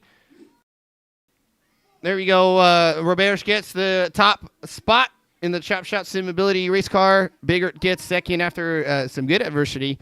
Way to rebound there for the 01. He's pounded that wall pretty hard a couple times. Dunkelberger runs away with third. Culver in fourth. Day in fifth. Hammond sliding off the corner with Mazaleski. I'm pretty sure they just had their foot down, just trying to get everything they can get. Sixth and seventh for them. Phipps in eighth after getting involved in that wreck earlier with Biggert and Cameron. Dario in ninth. Richin in 10th. Stryker in 11th after destroying the pit wall. Somebody go check on Stryker, because that looked like it hurt. That was a pretty good hit. I kind of wish iRacing animated the water barrels or the sand barrels. That'd have been nuts. Now, Marco Dell in 12th off the racetrack. Craig Jr. 13th off the racetrack. Went parks it early. Coulter Jr. with the south spin early and blows the engine.